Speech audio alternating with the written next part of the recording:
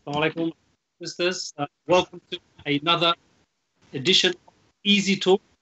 See, I could say there's no easel it. Anyway, before I forget, let's actually get to the with none other than Sheikh Ahmed coming up.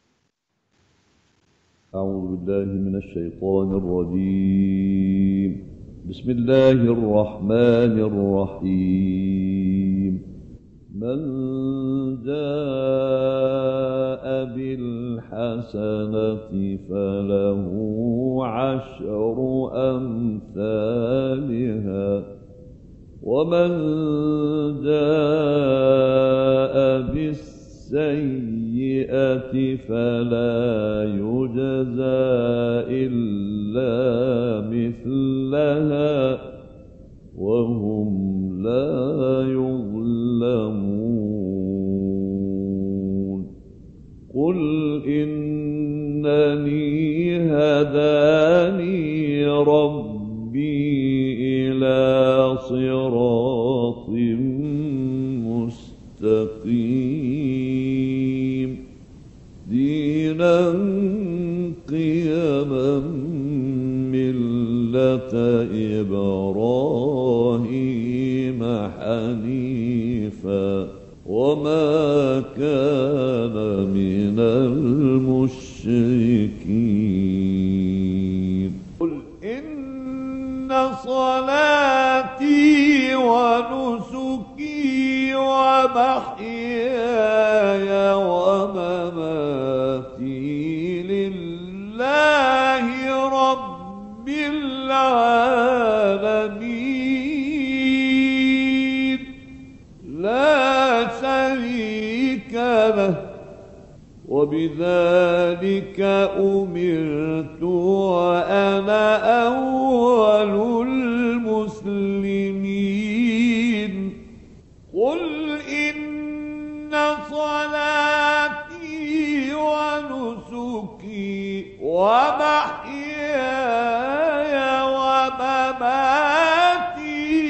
لله رب العالمين لا شريك له وبذلك أمرت وأنا أول المسلمين قل أغير الله أبغي ربا وهو رب كل شيء ولا تكسب كل نفس إلا عليها ولا تزر وازرة وزر أخرى ثم إلى ربكم مرجعكم فينبئكم بما كنتم فيه تختلفون وهو الذي جعلكم خلائف الأرض ورفع بعضكم فوق بعض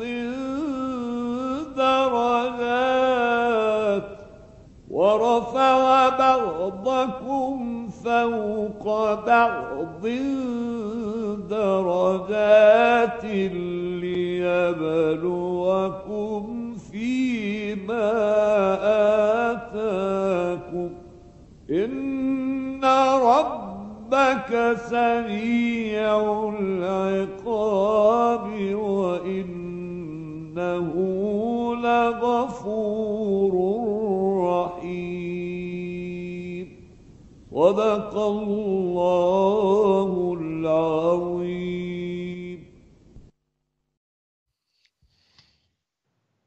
Assalamu alaikum. As-salatu wa ala rasulullah. Brothers and sisters, welcome to the Arun Show. I'm sorry if I am sounding like I'm in a tunnel and it's echoing. It's gone. You just now. got out of the tunnel. You've got out of the tunnel. Just got out of the tunnel. Sorry, that was the Limehouse link. And as you know, the link tunnel is notorious. Okay, Yeah. so welcome to the show with me, Azad, also known as Captain Caveman. And me, Muhammad Abu Kalam, also known as the Daruq Mac, who is full, absolutely full from that chocolate sponge cake and chocolate custard from our dear niece Aisha. Big up to Aisha. Thank you very much. MashaAllah. Plenty to go around. Assalamu alaikum, and this is Abdul. They've given me a nickname. Was it Professor Grey? So I'll see how that goes. But yeah, you know, welcome to the show. Keep on sharing so we get more people on board. And yes, tell us some of your experience today.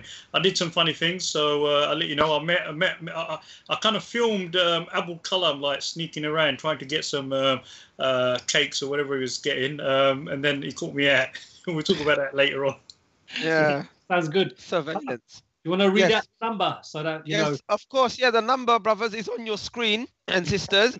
Look at me. As and- you can see, it's 0208 yeah. 1234 Five. 507. Well done. Alhamdulillah.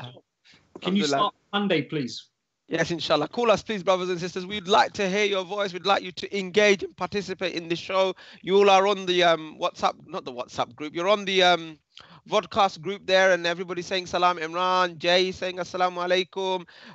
Loads of people are watching. Khalid Rahman is saying peace be upon you all. And Jay is saying he misses Taraweeh. Yeah, good evening, says Karen Elliott. I missed you on Friday evening, but was good to tune in on Saturday morning, and you motivated me to read my Quran. You are a great inspirational team. Thank you. Well, our pleasure, Karen. We hope you enjoy tonight's show as well, inshallah. Okay, so just before I forget, I have to give a special shout out to a brother. His name is Abdul Alim. He lives all the way in South London. MashaAllah, he drove down from South London to deliver. It was going to be another caramel tart, but it changed to something not as good.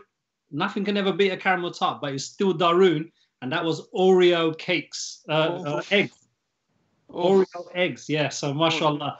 And of course, you know, we were talking about on Friday a shepherd's pie. Mashallah, we had the shepherd's pie. And before you say anything, Kalam, I did offer for you to take your thing, but you didn't. Abdul did. And our niece, Aisha, mashallah, she got your share. Alhamdulillah, happy to share. You know that weatherman? Yes. Yeah, I bumped into him as well, so I gave him some. I felt sorry. It looked like he's not been eating all day or things like that. He probably was fasting. Allahu alam. So I thought, yeah, give.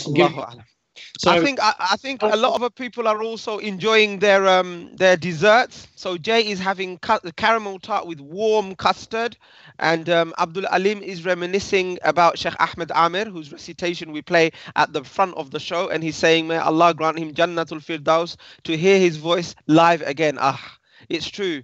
You know, that recording that we play is such an amazing, iconic recording of his, because he used to actually enjoy reciting those verses. You know, back in the days after Taraweeh, he used to take another 40 minutes to do the recitation. And sometimes he'd be like, I don't need the mic. And he'd push the mic away and just recite on his own and shake the whole masjid. May Allah grant him Jannah, inshallah. Yeah, I used to remember, he used to feel like, you know, the dome is gonna collapse at any moment. I remember the first time. Do you remember? I don't know if you guys remember our first Muslim Community Radio studio. That used to be a bank before. And do you remember we created these studios, brothers and sisters, out of basically, you know, hardboard. And we took him in. This is the first time, right? We thought, okay, we're going to record the Sheikh and everything. And he is, mashallah, a big man, a tall man. And he just about fit in the studio anyway. And then when he started reciting, I kid you not, all of the studios were going like this. We were thinking, okay, you know what? So you know what we did? We actually took all the mic and everything away, sat him outside a little bit and said, recite now. Alhamdulillah, Allah grant him Jannah. So I'm not sure if this is an appropriate joke. If then it's not, don't do it. Are you sure? Do it. I think if Mr. Wong did it, it's fine. All right, so you know the joke I'm talking about, yeah? Yeah. Shouldn't I do it? I might as well do it, innit? Yeah, go on, do it. Look. Listen. All right, Islam is a universal religion. We love everybody, so we're not racist or anything. But no, we can't have racist jokes. No, can't. You said do it. Yeah, but I didn't know it was going to be a racist joke. Right, I don't think it's racist. I just think it's It's not. Listen. Let me tell you that joke. Why can't the Chinese Communist Party members and leader play cricket? I don't know. Why can't the Chinese Communist Party play cricket? They eat all the bats. No, that's a racist. That's racist. Yeah, that's terrible. That is racist joke. Yeah. Be like that against the Chinese Communist Party for what it is doing to our brothers and sisters, the Uyghurs. No. You're all picking on the Chinese. You're all picking on the Chinese community. Yeah. Maybe one Chinese Communist Party member that's part of the government that isn't involved in the oppression of the Uyghurs. No, but that's different. But we shouldn't be racist. There's no need to be racist against them. That's the truth. They've eaten the bats. I don't know if no. I don't think no. Oh my God, brother Caveman. Some people are saying, "Oh my God, brother Caveman, you made the joke long." No, he just made it like more appropriate because he's not going against a full race. On a serious note, these people can't stand what their government is doing. Yeah, it's true. But there's a lot of China bashing going on now, yeah, and Donald Trump's China bashing. I think we've got to be very, very careful because now the whole globe is like trying to China bash, yeah, and a lot of Chinese people are not feeling comfortable. So you've got to be careful. No, I think you know what it is. The whole issue about the Uyghur Muslims and the oppression that's is befalling them is something that is not given enough voice, and we need to be uncategorical about our condemnation of the situation, what's going there. No, that's totally correct. There seems to be like a genocide against the people. There's camps, they're being re-educated.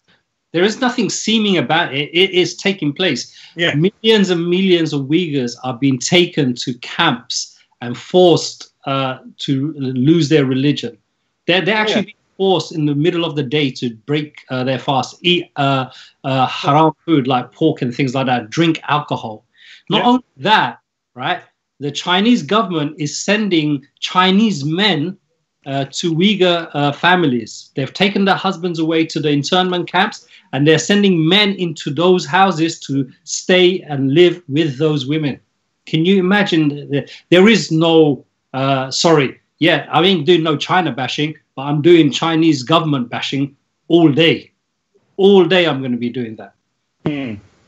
And the thing, the worrying thing is, and it's repeated again and again in history, that nobody seems to be saying much about it. There's a lot of diplomatic chicken playing happening. Like Saudi Arabia reckons China is their best friends. Imran Khan, who came in a blaze of glory, doesn't know about what's going on in his neighboring country. There's diplomatic ties against China, and a lot of aid and a lot of money coming into all of these countries, all the Muslim countries. Bangladesh, they're flooding Bangladesh with investment, and it's silencing people.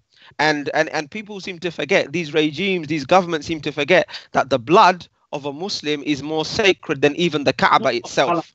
You know what? I think you should read the messages, and then I'll come back to it. There's loads of messages. Loads of messages. Are there? Akhtar wanted me to, Muhammad Akhtar Hussain wanted me to tell the joke, but I think now that he's heard the joke, he doesn't find it too funny. Masouda Amin is saying Amin, sorry.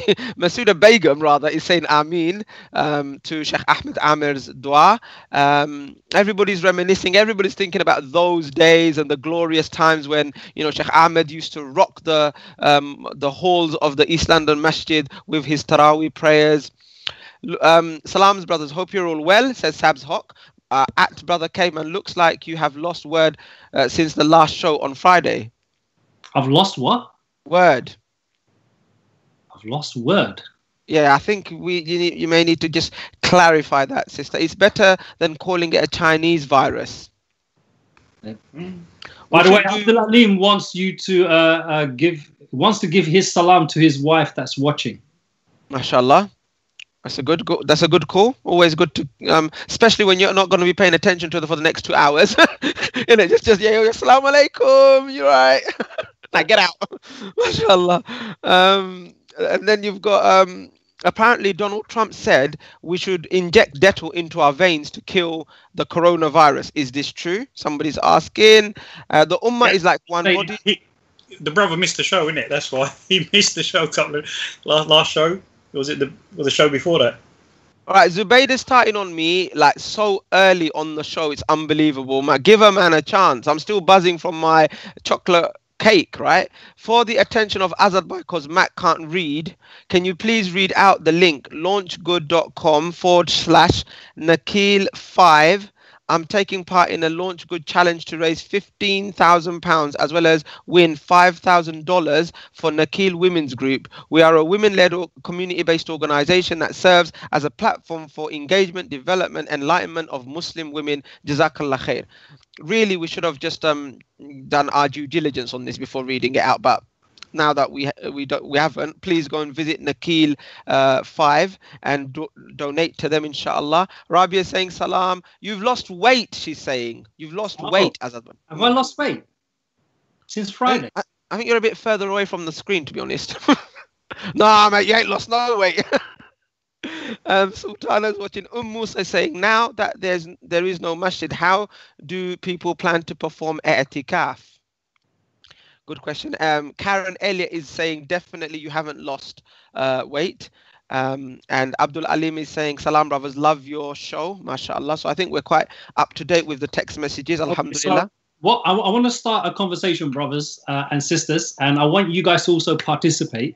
Yes. And it's really to do with the discussion we're having. So what Kalam was saying, like, you had Imran Khan coming up, there's this thing, people see oppression and they're all like, diplomatic about it.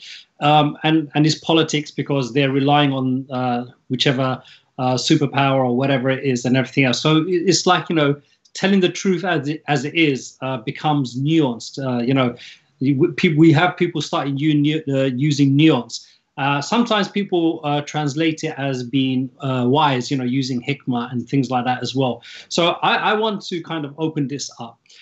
Are there certain things in Islam that are black and white, that no matter what the context is and no matter what the time is, that principle or that principle remains the same and it has to be passed on the same? So let me give you an example. So Islam is a deen of what? Tawheed, right? Do we agree? Yes. That means there's oneness of God. This was the message when it was revealed. This was the message since time. This is the message right now. So in another 100 years' time, if someone come and said, yes, of course, Tawheed, but you got to understand it's nuanced. Yes, there is one God, but also there's powers that are, shared with other people. Yeah.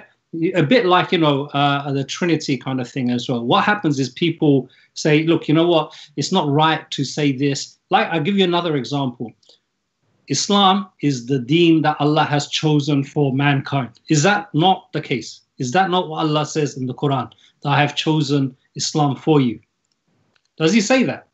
Yes, he does. So then if he says that, then how is it that we can say that, yeah, other religions is fine and, all of that kind of stuff? I'm not talking about, not getting along with people. Get along. If people want to believe in something else, that's fine.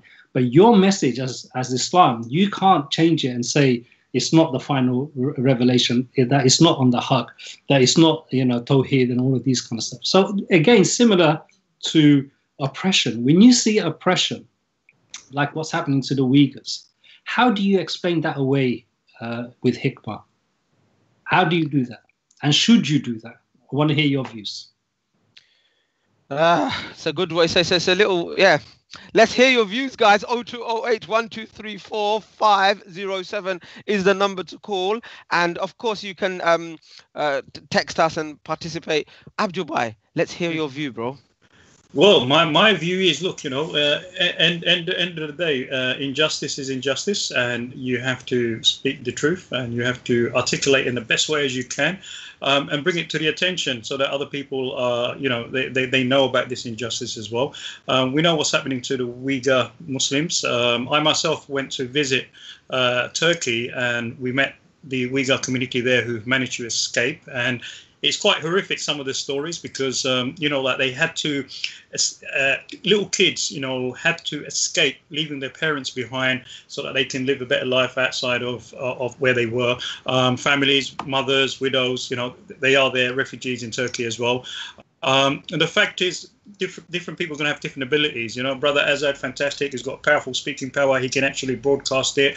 I think people need to air it as much as they can, action it as much as they can, and also where it's politically viable, make political changes as well. People need to pressure their governments. We've done a fantastic job in the UK. It can improve a little bit more. Some of my local MPs have, raised this issue in Parliament as well. A lot of people have been lobbying. A lot of people have written to the MPs.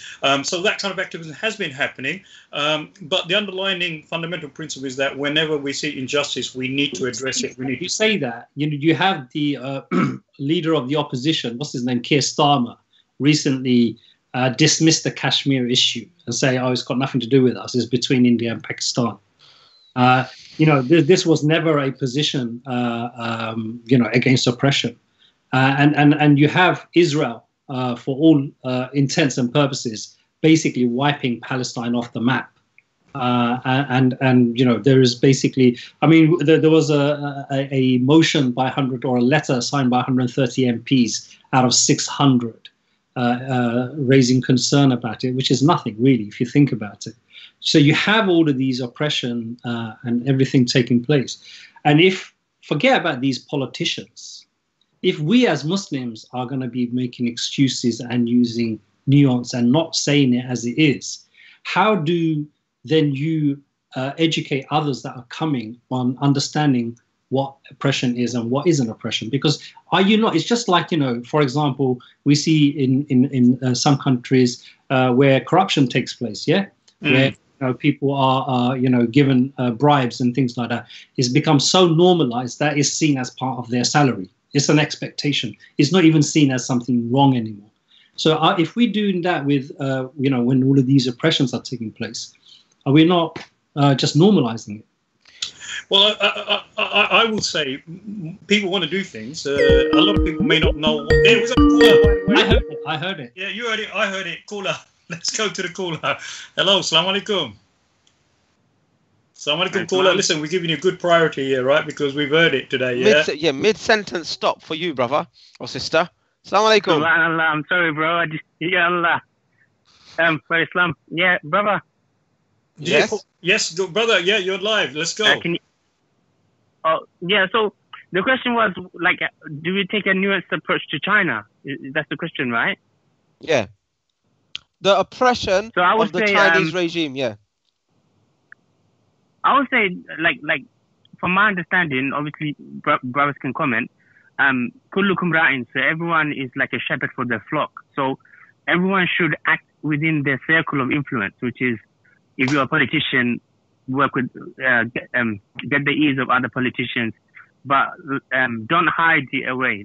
Don't have an inferiority complex where you don't speak up, but work on whatever means you have. So, if it's the internet, commenting, if you have access to politicians, if you have, maybe even with Chinese people, people inside China, you might be able to give them dawah or take them on ideologically over the web. Yeah, sorry to cut in, brother, but the Chinese people themselves are oppressed. That it's the most kind of controlled society. Yeah, every movement. Some Chinese people live under fear. A lot of controls in there. So it is rightful to say the regime that's actually controlling the mass population over there. The problem is, it's doesn't matter what we say, what the political arguments are. They don't even care what Donald Trump says. Yeah. What difference? Donald Dump, did you say? Yeah. Well, yeah. You got that right, bruv. Yeah. Donald Dump. They don't care. I've done a Donald Dump. Yeah. After that cheesecake. Yeah. They don't care. What difference? What difference are we going to make? That's my question. Exactly, especially after a Donald Dump, you're making no difference. You're out for the next 2 hours. Yeah, brother, you still there? Yeah, I'm listening. Just so your question is, what difference would it make if we, like, for example, campaign or raise our voice? I would say, correct, yes. Look, the minimum is we do something. Like, you don't just give up and say, look, I'm going to go and drink some tea and not do anything. You have to do something.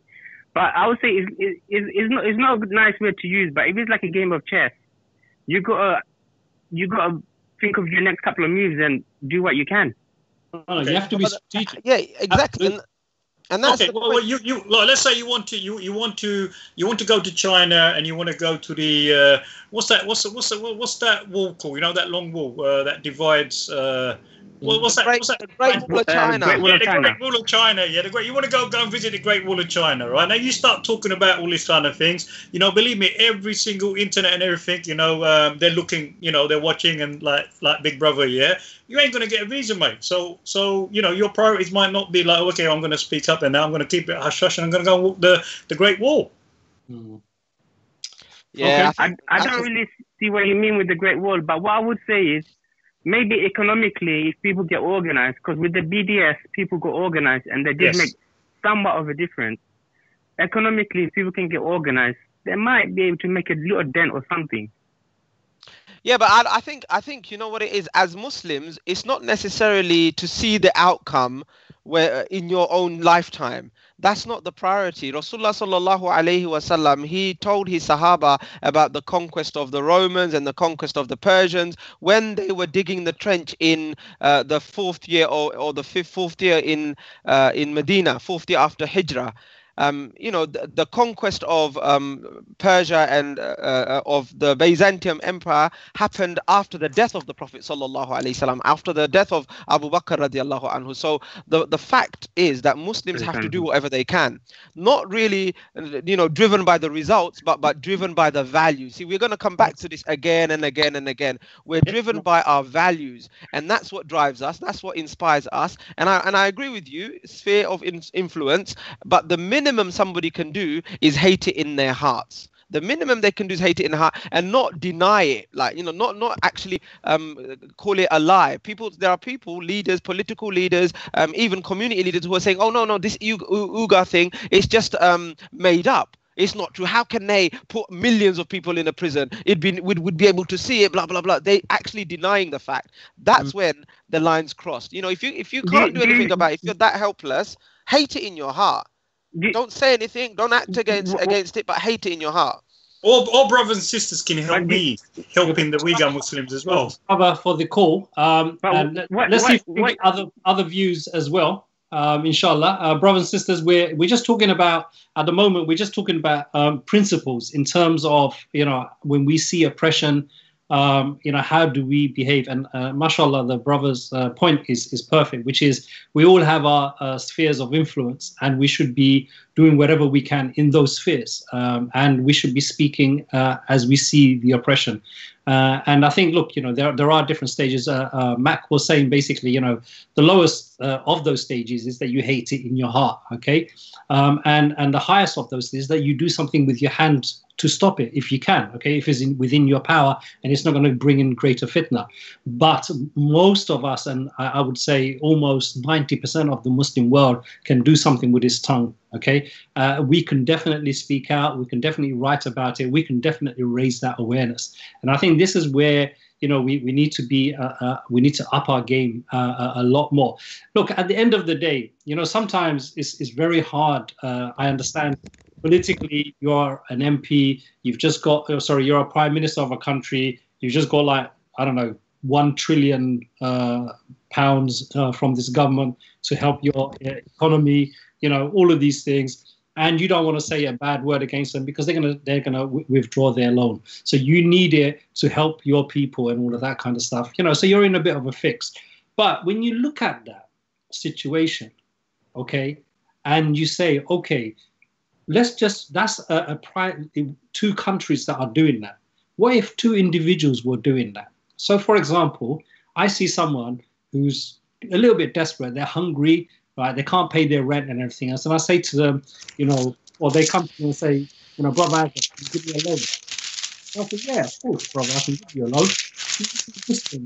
I'll give you that loan. Who's making all that noise? Abdul. Abdul. Stop making noise. My apologies, sir. Okay. It's okay. It's all right. Now, when I ask you, will you do this for me? You're like, because of your situation, you're going to accept it. But that thing I ask you to do, if it is oppressing other people, then what you're going to do? Very few people will take a principled stand. So when that brother was talking about being like a chess game, strategic, the number one rule of strategy is that you have to have your values well understood.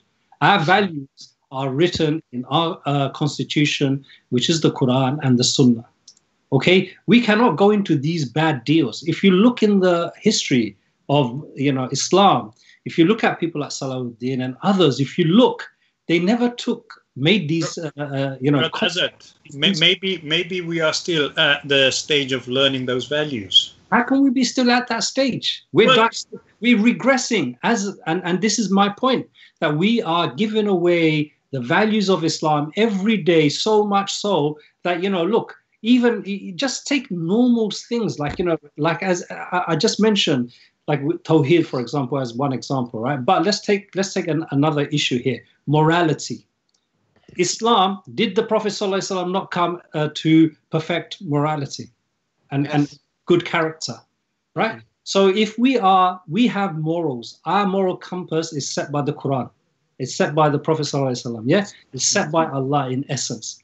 So we see different types of morality. But what do we do? We cave in to that immoral behavior and we make an excuse for it. And before you know it, people are confused. Our youngsters, when we grew up, we had a good understanding of what was right and wrong.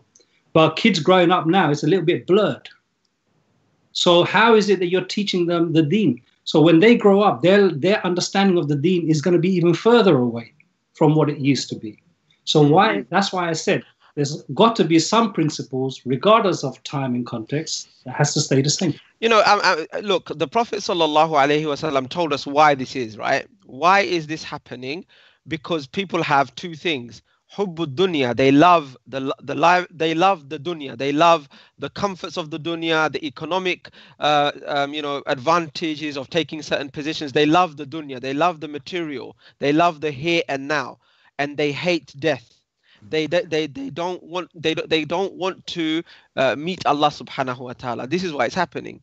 If people realize that this dunya is nothing compared to the akhirah, and if people realize that death will come, and when death comes, that is your akhirah, that is your judgment day, then surely their actions would be slightly different. But the fact is that we're clouded, we forget, we are confused by this world and the luxuries and the temptations of this world. And that happens from politicians down to us common folk. Politicians, look, they've got a choice to make. Like, it is difficult. I'm not going to lie. It is difficult for them.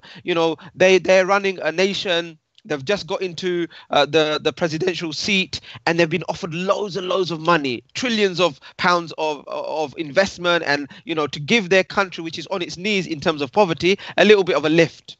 But there's a condition attached to that. Look, just don't mention anything about what's happening in our country. That's an internal situation. Can we? We should go to the messages because we've been asking for their comments. Actually, let's get some comments in, please. Okay, so some people are saying there's very few media coverage, about the Uyghur situation, and it's so distressing, especially in the 21st century. I think people find it shocking that something like this is happening and don't know what to do. That's one. About not being able to get into China if you speak out against their human rights abuses and stuff like that. Runa is saying, I got a visa. I was in Beijing this time last year. And somebody else is just posing, what if this happened to us here in the UK? What would we do? And what would we expect our brothers and sisters around the Ummah to do for us? Would we expect them to advocate for us and come to our support? Somebody saying, can we write to our local MPs about the Uyghur situation? You should. We definitely should. And then Shahidu is saying, back in the days, we used to be very active in protests and going to embassies, etc. But these days, it seems everyone is too busy to attend protests or lobby the government. I think, there's a bit of lethargy and fatigue here, where we've done so many demonstrations, 2 million out for Iraq, and continuous demonstrations for Palestine and this and that and Syria, and it's not made any difference. And so people have just given up. But I think, you know what, like I say, think about your intentions, don't think about the results necessarily. Abu Musa is saying many ways to help. Evil prevails when good people do nothing. In Islam, our faith and teachings of our Prophet sallallahu alaihi wasallam instruct us what to do.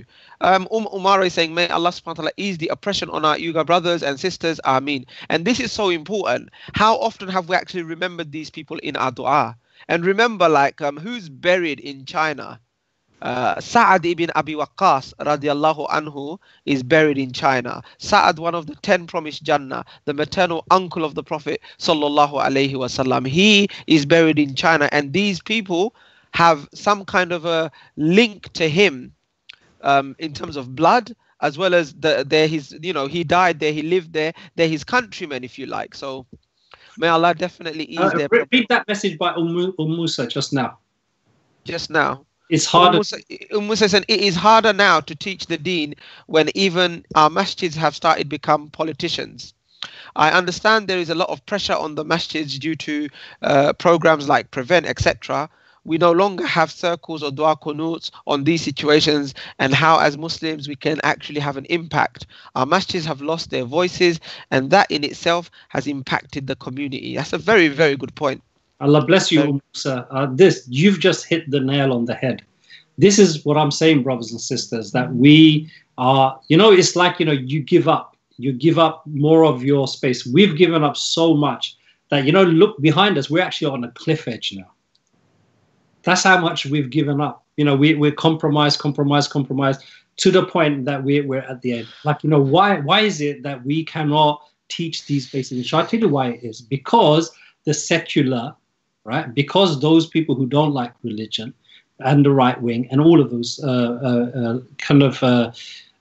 anti-Islam people, they want to shut you down. They want you to accept their normality, their morality, their way of life, or you're going to be locked up, called extremists, etc., etc., etc. If that is the case, brothers and sisters, in a non-Muslim country where we're a minority, you can understand the context. Hey, look, there's only 5 million of us out of 65 million. What can we do? But why is that the case in a country where 95% of the population is Muslim? Why is it the case over there? Explain that to me. So it's gone from a localized issue to a global issue. This Prevent, worldwide is called countering violent extremism or preventing violent extremism. Under that umbrella is doing the same thing. And guess who leads this in the world for the United Nations? None other than United Arab Emirates and Saudi Arabia. Yeah, and Shah Jahan Talha is confirming that Bangladesh is reflecting a lot of Chinese investment. A lot of the infrastructure like rail is being built by the Chinese. He's been to Bangladesh a couple of times this year. And this is the thing that we're saying, isn't it? That, they're making these choices, and they're making the choices in their minds. I reckon they're making the choices in preference to their people. Our people need development, our country needs development, and therefore it's an internal dispute, it's an internal matter. But that's the problem, that the Ummah doesn't recognize boundaries and borders. We don't recognize we do recognize citizenship and stuff like that. What I mean is that the Ummah of Muhammad sallallahu alaihi wasallam is priority over Bangladeshi, Pakistani. The Ummah of Muhammad was more priority than Muhajir and Ansar. Rasulullah sallallahu alaihi wasallam said, look, Muhajir and Ansar, that doesn't make anything. You are one ummah. You care for your brothers wherever they're from, whichever tribe they're from. And that's the point here, that the Uyghur Muslims absolutely deserve our empathy, sympathy, and our voice, because wallahi, they will stand on the day of judgment and they will say that we defended our religion from our corner. We stood strong against the oppression, against our women being raped, against us being forced to eat pork and drink alcohol, and we kept our faith and we said la ilaha illallah. What did you guys do? How are we going to answer? Yeah. No, most definitely, Kalam. We're going to say, like, we couldn't speak against the $1 trillion loan that the Chinese government giving us. Sorry. Subhanallah. No, Kalam, I was going to say, it's totally true, because I think that the values that we're talking about are got to be values that are surrounding principles, and we reflect on that and we respond to it at any time and in any situation.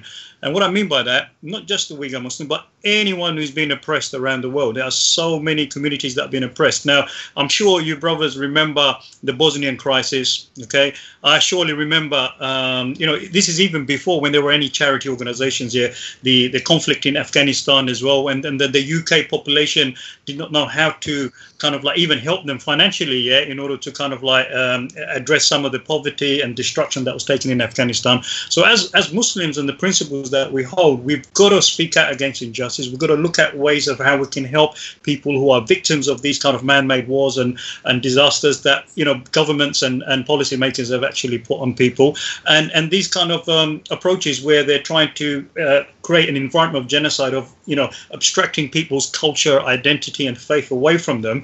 And it can become very complex because, like you're mentioning politics here, and when we separate politics and our values, that's one of the things we've got to do. We've got to be able to fuse the politics with our values. But maybe the people of those values are not in power, and therefore they're putting politics at the forefront, the economics at the forefront before those values. Now, we pray and we hope that in this blessed month of Ramadan, those Muslim leaders and politicians around the world, some kind of blessing comes into them and they're able to translate their political actions with those values as well. But as common people like ourselves, alhamdulillah, one good thing I've got to say, I've seen a lot of good people who are extremely good activists. They're campaigning on the Palestine issue, they're campaigning on the Uyghur issue, they're campaigning on any forms of injustices. And also now, alhamdulillah, Muslim communities are also, contributing to the destruction of the environment as well. So those values are there enshrined in the Quran. We just got to live it, and this is the best month for us to reflect on it again.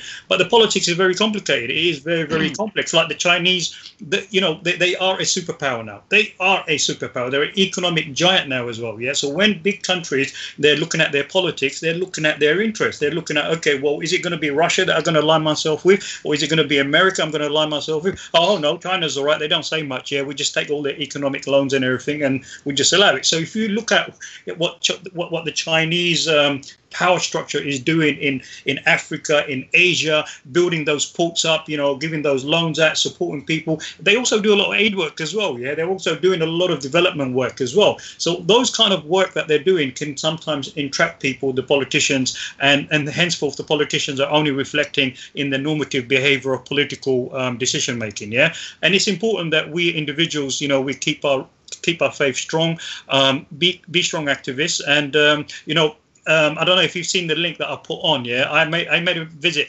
with my charity organization a couple of months ago to Turkey, met up with some of the Uyghur community people over there, and they were explaining, we were doing a need assessment of what kind of things they need, what kind of repression they were facing inside. And you know what? They were very, very hurtful. They're very bitter in what has happened to them. Some members of these families for 8 years, 9 years, most of the time they've been kind of separated from their families. Little kids, they had to, what I call them, put them in parcels and things and try and escape some of those regions in order to get them out of the countries and that. Yeah, and a lot of orphans are in Turkey at the moment. So the thing is, how do we get this attention to the wider community? And a couple of days ago, I sent my link where I was actually fundraising on the Uyghur Muslims, and straight away I saw a response. People were like, "Oh, Uyghur," and they started to respond very positively.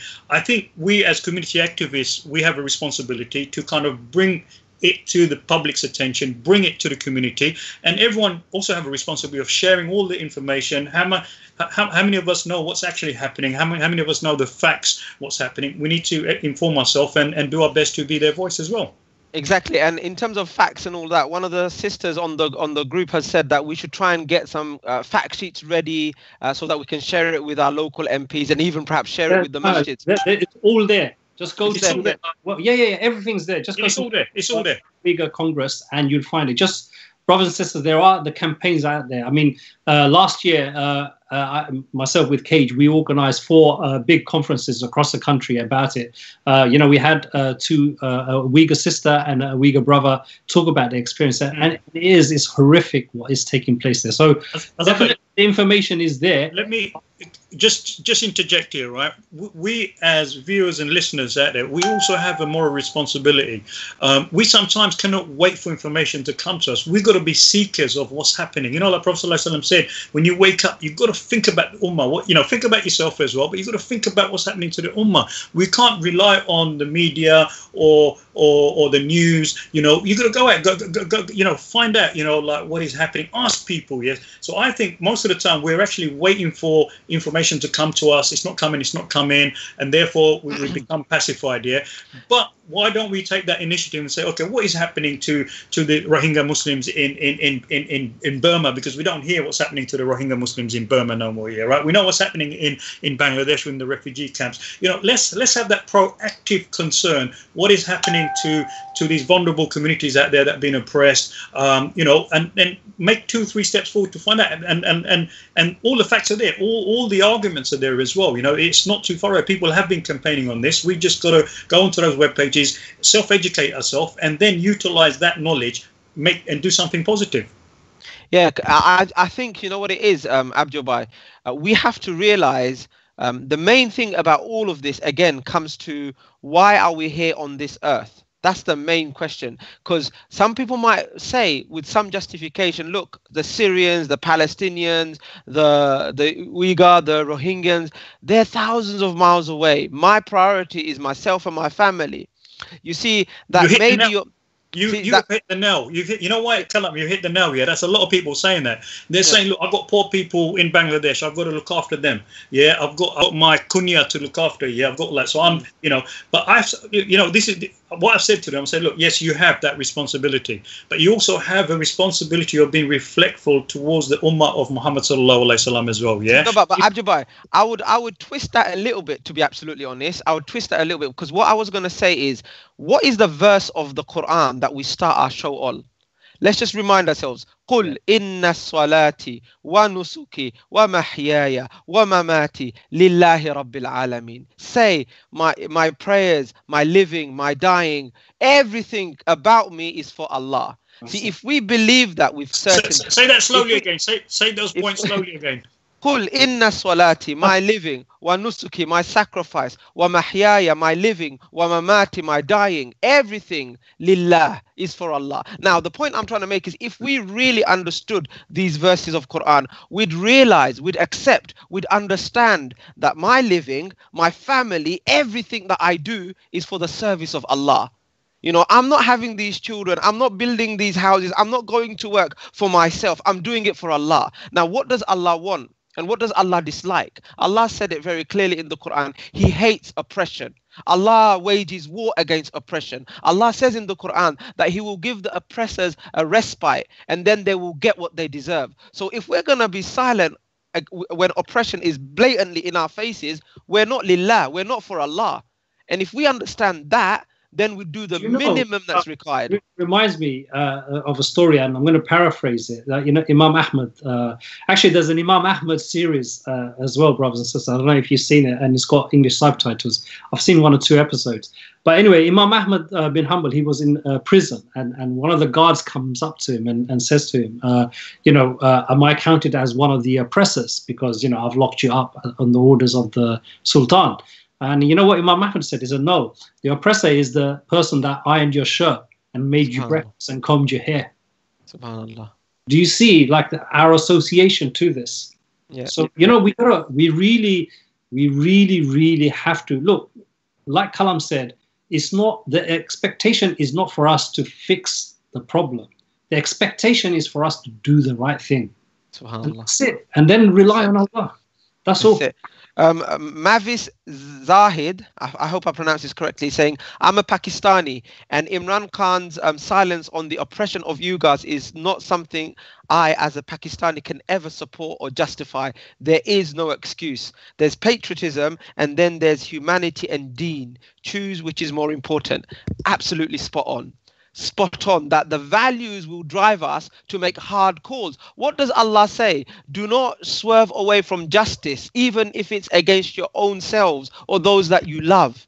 Don't let the love of people make you swerve away from justice. And it's absolutely just to speak for the oppressed. Always. Never Okay. is it wrong Let's not bring to do the so. temperature down a little bit. Nah, man, this is hot stuff, bruv. Yeah, we're gonna come back to the hot stuff. Honestly, but I've been this is thinking- the ummah. See, the thing about this religion that makes you know what it is. The thing about this religion, Azadbay, that makes the hair stand on the back of your head is the ummah. Like the love that we have for this ummah, because everybody says shahada, everybody prays in the same qibla. You can never get it anywhere else. One ummah, love for your brothers what you love for yourself, and that's what they're attacking. The nation state, the secular state, the attack on our values is to break us up into little pieces so that they can devour us one after the other. We need to realize the value of ummah, that this ummah is one, and our Lord is one, and our qibla is one, and Yeah, no, it's what we are. The ummah is one, like you said. But anyway, let me bring the temperature down a little bit, brothers and sisters, and remind you that Abdul's got a beautiful lock of hair there, hasn't he? Yeah. Now, if you want that hair to go, right? Okay, we've got a little thing together that is coming on your screen now. This is what needs to happen.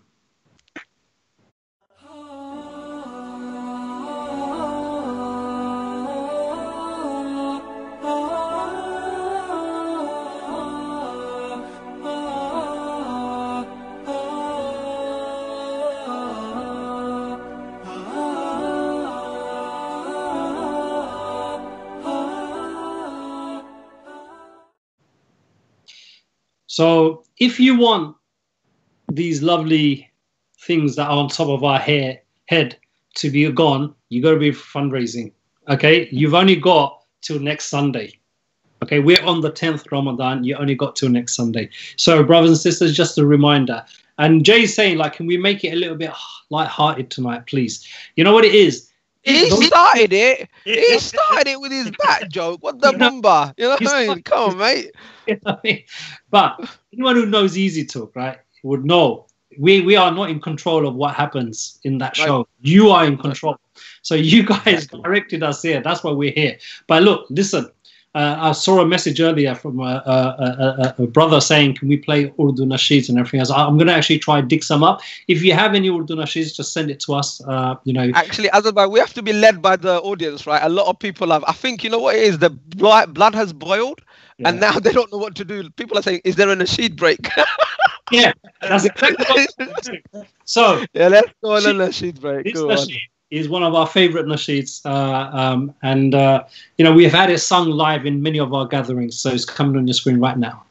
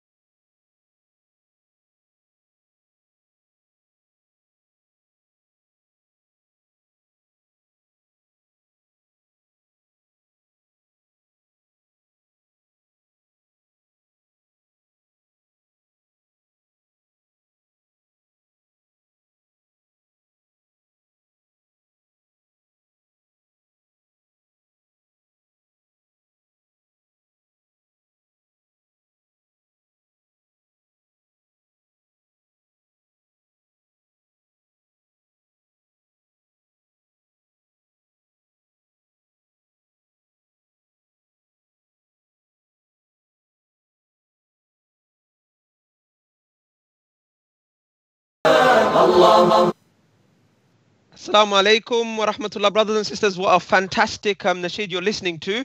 Remember, look, if you want to help the discussion and change the situation of the ummah, here's a practical way of helping. We are having these discussions. We're trying to inspire and open up people's views and get people active and all that. If you click the share button on your thing, if you click that share button, you'll be able to share. I know you couldn't see it because it was all blurry, but if you click the share button as you're watching, you'll be inviting everybody on your platform to also watch it. When more people watch, more people are educated, more people feel the power of Islam and the religion and the love of this ummah, they too will create that critical mass. It's about creating a critical mass that will work for change, work for positivity, work for humanity, and then you'll see the barak of Allah coming, inshallah. Now, let's read some text messages. So one of the persons is saying, what does your family say about you cutting your hair? It's a good question. Hazrat Bhai, what's your family saying? They don't know yet. Yeah, I know. I'm trying to keep it away as well. And Simon was saying, I was enjoying that nasheed. So were we, but you know, the show must go on, as you say. That's it. I've read most of the text message. I'm up to date, I reckon. On a serious note, right, you know, like obviously we're playing the nasheeds and we need your views on the nasheeds and things like that, so we know which ones to play. But there is also, you know, a lot of copyright stuff and everything else, so we just got to be a little bit careful. If you guys have nasheeds, and where are those talent? You know, Easy Talk used to be a talent show. Before Britain Got Talent, Easy Talk had the talent. Subhanallah. Do you remember the people we had on our shows? They're all Omar Isa. Even we had but what's his name? Sami Yusuf, Ehsan from Labbaik. Yeah, Labbaik. Oh my God, so many, mashallah, Darun Nasheed artists. So if you are a budding, do you remember that young brother that did that rap? Yes. Mashallah, he's really good. So we're looking for talent as well. So if there is a budding Nasheed artist there, you want some, a platform to play your nasheed or recite your nasheed, get in touch. We'll have you on. No worries. Yeah, can I just draw everyone's attention? I put a post up. I've got a personal page that's actually I'm fundraising for the Uyghur Muslims. So if anyone wants to financially support them as well, then you can do so in this month of Ramadan. Go to the thread where I've actually posted the message and there's a link. Assalamu alaikum. Hello, assalamu alaikum. Hello. Assalamu alaikum, brother.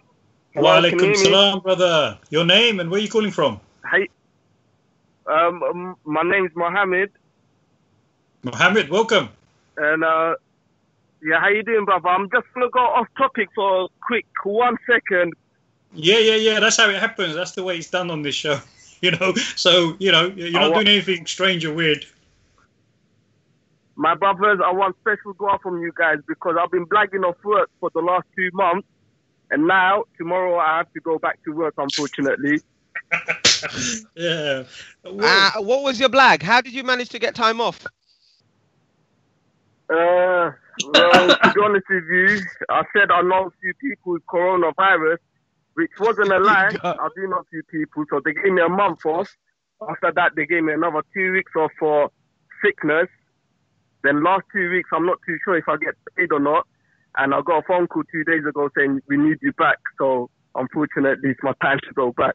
And I'm scared, mate. I'm not ready for it. Well, what's the nature of your job? My job is delivering goods to people's houses. Okay. So I work for you can keep yourself safe. Wear the as much protective gear. All of that stuff. Well, brother, you know what? First of all, shukr alhamdulillah that you have a job. Many people have lost their jobs. A lot of businesses are collapsing. A lot of small businesses are struggling. It is a massive economic crisis at the moment as well, and we probably hear a lot of the stories of people suffering and that. A lot of people are dependent on handouts as well. So having a job, mashallah, you know, in one way it's a blessing. It's just you got to look after yourself in a way with protection and everything. You know, yeah, I mean, you know, obviously a lot of people are away from their jobs now as well. A lot of people are working from home, but that's the nature of the business that we're in now at the moment. Yeah, look after yourself, bro. Make dua that Allah keeps you protected. Keep washing your hands. The main thing is, I'm alright. Like I'm not at the old age yet, so I'm alright. But I actually got a gran who's over 90. Then my dad's over 70. Then my mum's over 60. So Mohammed, how do you know you're not a target group? How do you know you're not a target group? I'm saying, how do you know you're not one of those groups that might be vulnerable? Yeah, no, but if you're living with your gran, I can't do that. They're not giving me off like that. Yeah, but what I'm saying is, a lot of us think we're kind of immune to it. Yeah. Well, you know, I mean, I asked myself a question: when's the last time I went to the GP to check myself out? Yeah. We don't know. I mean, we've got cases where, you know, healthy people have passed away from COVID-19. It's only when they passed away, when they've done the autopsy, they realised that there was underlying cancer development or leukemia development or other kind of problems that they wasn't detected before. So I would be very cautious to say, well, it's not my cat. It's only the elderly people. Actually, let me just stop you there. There's messages coming in, people saying there's no sound. Can you guys that are watching, can you just tell us if you can hear us or not? No, us. I think the caller. I don't think they can hear the caller properly. That's what it is. All right. Well, I'm sorry, Baisab. It's probably me. It's probably my line. But one more other thing I just want to say. We got news that Saidi shall be released tomorrow. I'm not too sure if that's true or not. But if you guys heard something, if you guys like to clarify it. Inshallah. We haven't got any more news than what you have. I mean, I've seen a message going around saying similar things, but I don't know how true that is. Yeah, we'll only believe it when we see it with this. Yeah, inshallah, Allah release him, hasten his release, and you know, he can get back to some form of normality. Jazakumullah khair for your call. Stay safe, brother. Take care, especially that you've got elderly people. Thank you, brothers. Assalamu alaikum. Walaikum salam. Really important, you know, when you come back home and everything, you make sure you don't touch too many things. You go wash your hands. The clothes that you're wearing, you put it in a separate place and change into different clothes. You know, whatever you can to minimize it is always good and useful. I think we had a long discussion about that on Friday as well. Listen, Kalam, just moving the conversation on a little bit. And I know we went into a political kind of meltdown a minute ago, but let's get into a little bit of a religious meltdown now.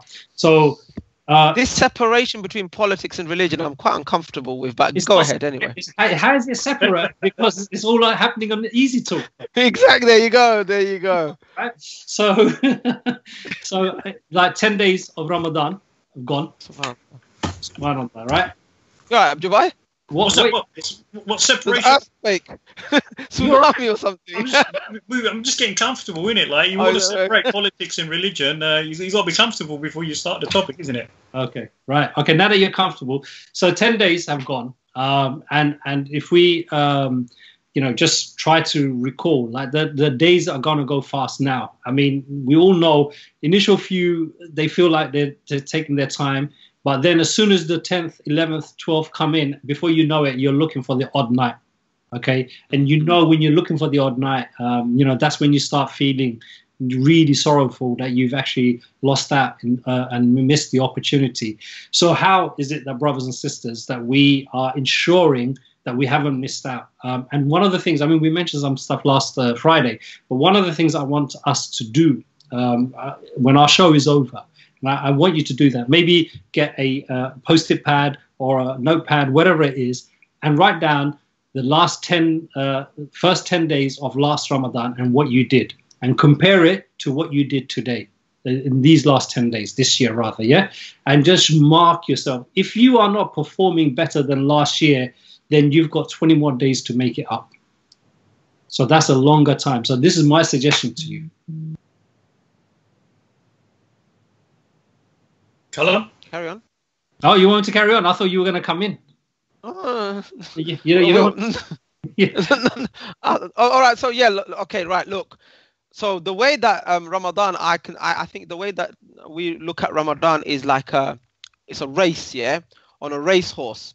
So the first couple of laps, you take it easy. You're going around, you're taking it easy. You're positioning yourself. You're just looking out for everybody else, making sure they're not gonna bump into you. You're gonna fall off your horse. So you're positioning yourself. You take it easy. Now you're coming into the final couple of stretches. 2 more laps to go. You have to you have to quicken the pace. You have to giddy up your horse, and you have to go for it.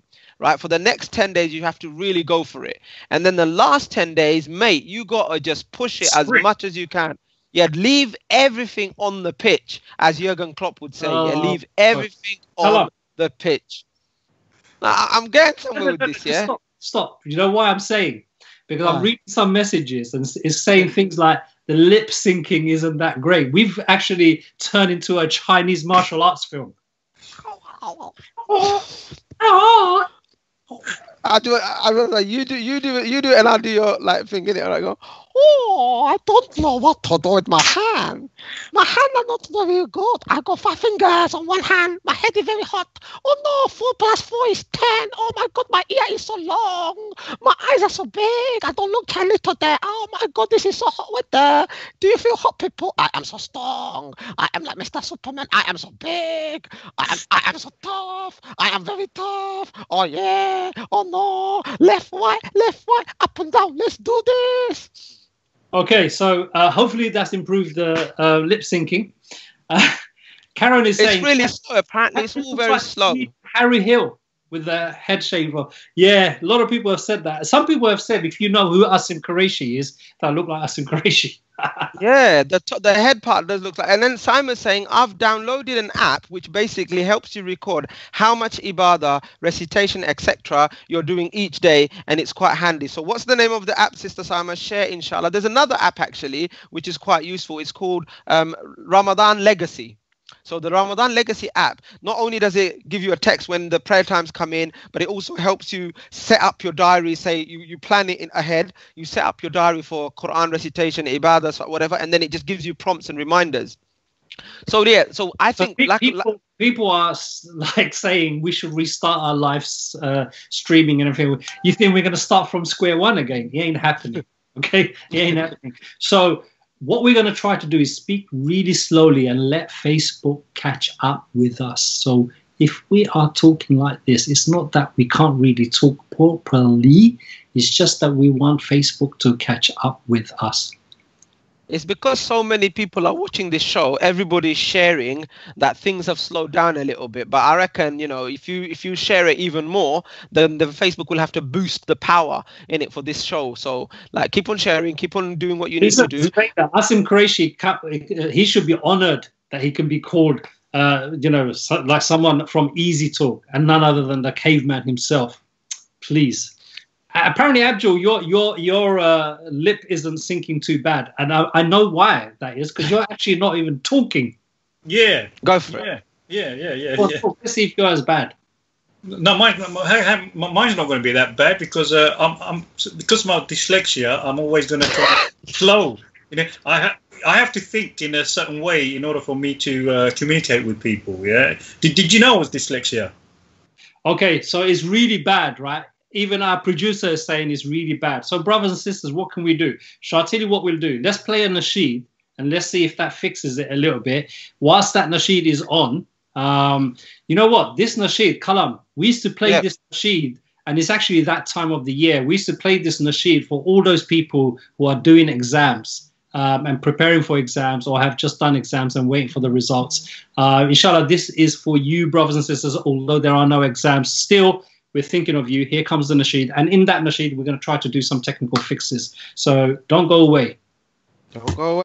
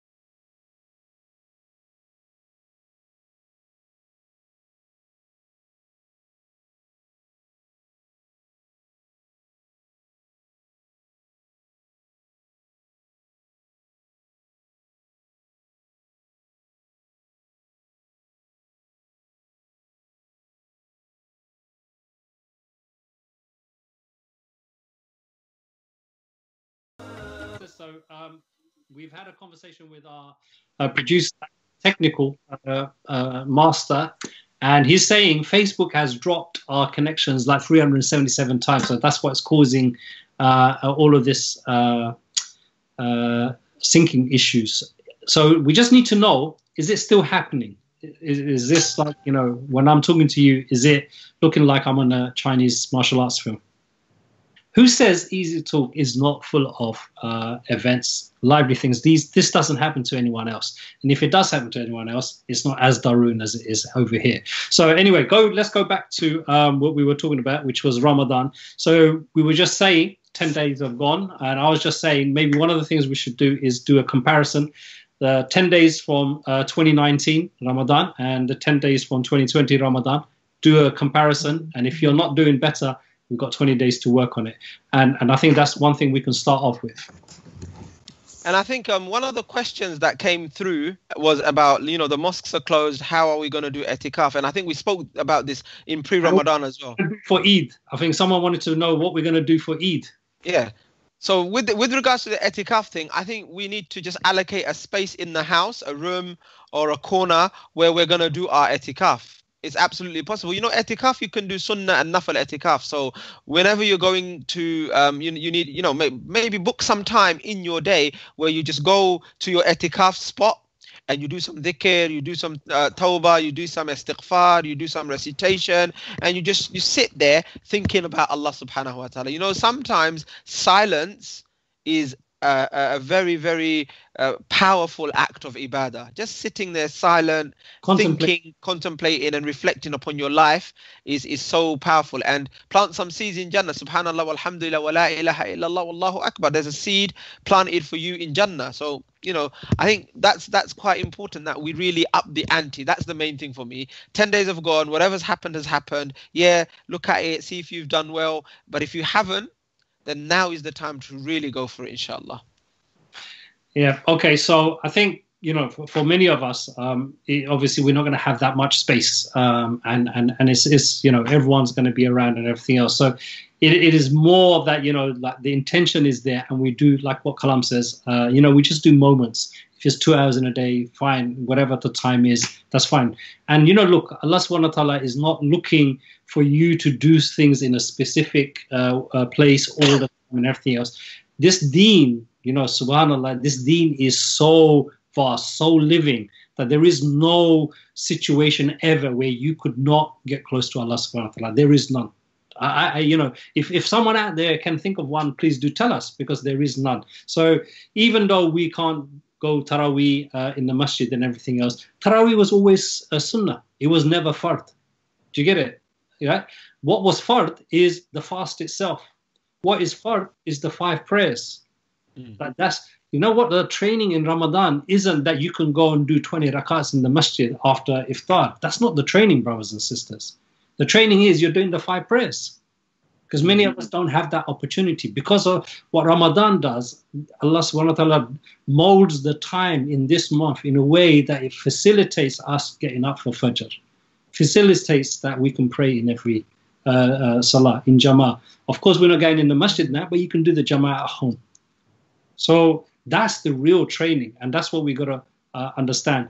We've become, and this is not disrespect to any of our viewers, but we've become people who are chasing the nafal and the sunnah, okay? But we forgot about the fard.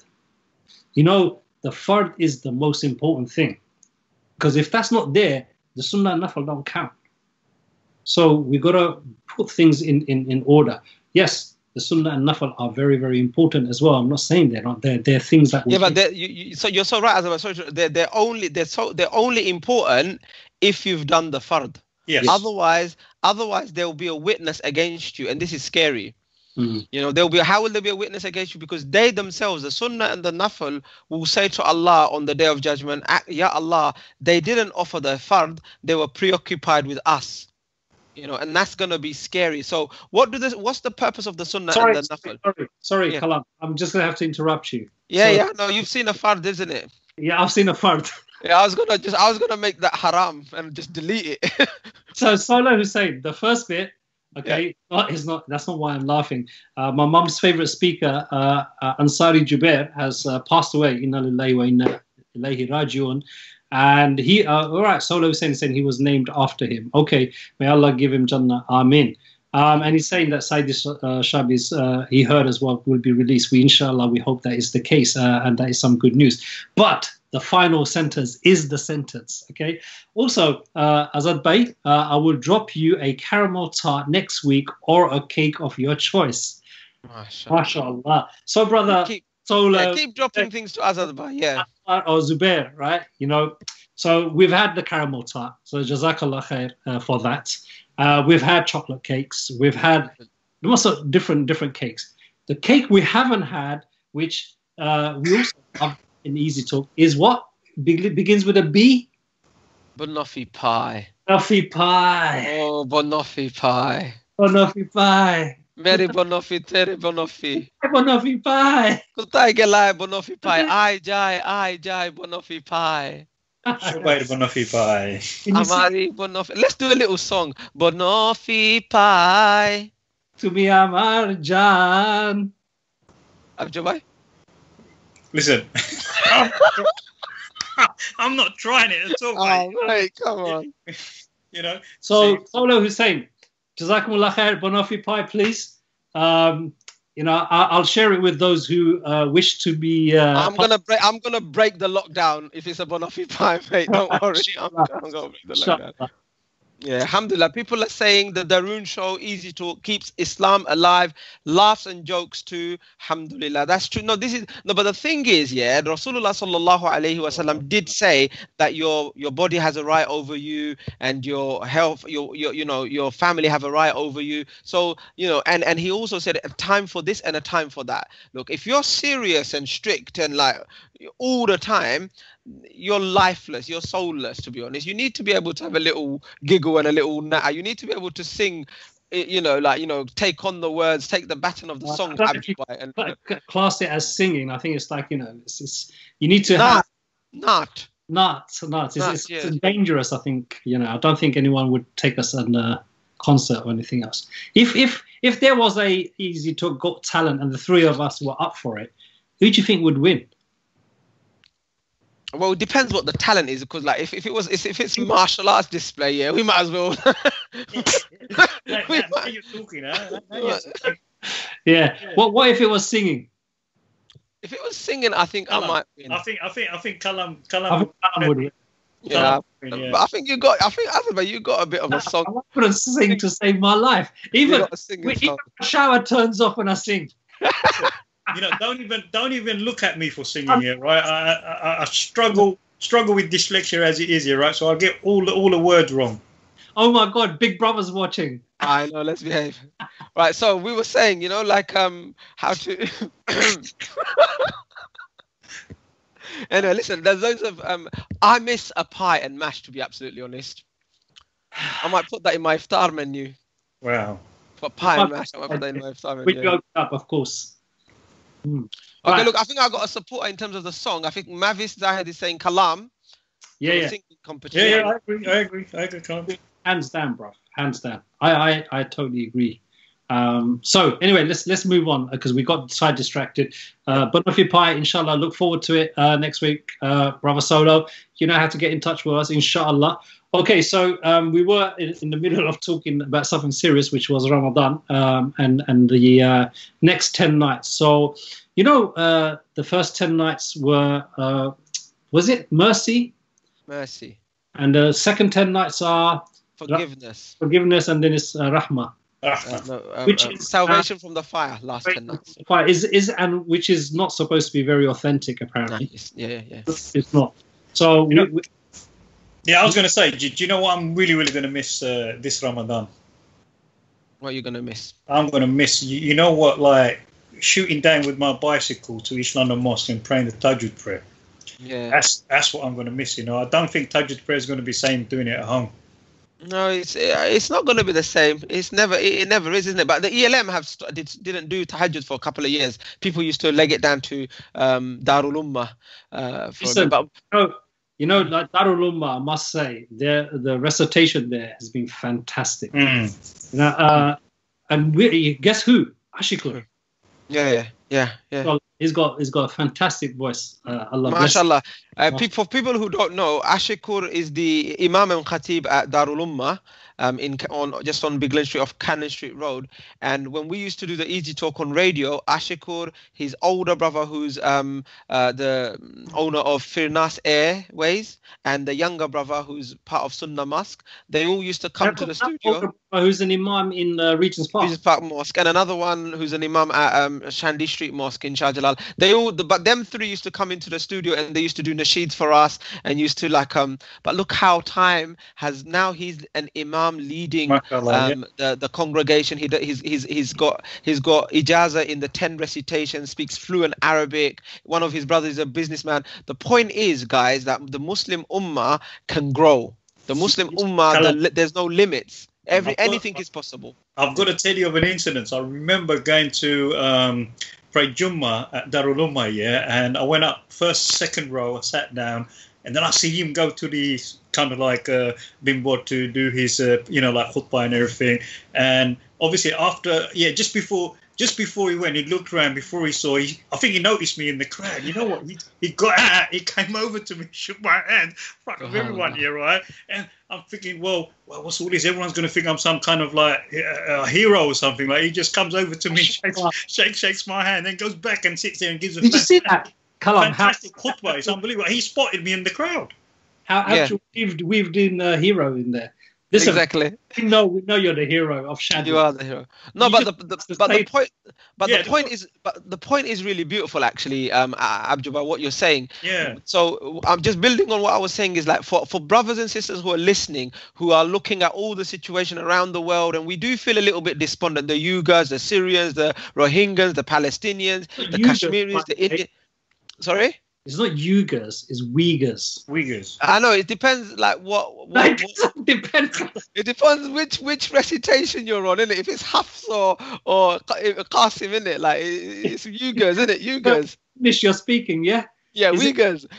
So the point is like we could get a bit deflated, but the change makers and the people that are going to improve the ummah, don't look for anybody else. Look at your own self. Think and believe that you can make the change. We can do it. We can improve the state of this ummah. And these guys, like the Ashik and all of these, the Nasheed artists, they are examples, real life examples of how, people have an aim, they've got an ambition, they want to do something, and they've done it. They've been successful. So if they can do it, so can you. That's point 1. Point 2 is do not ever underestimate the good actions that you're doing.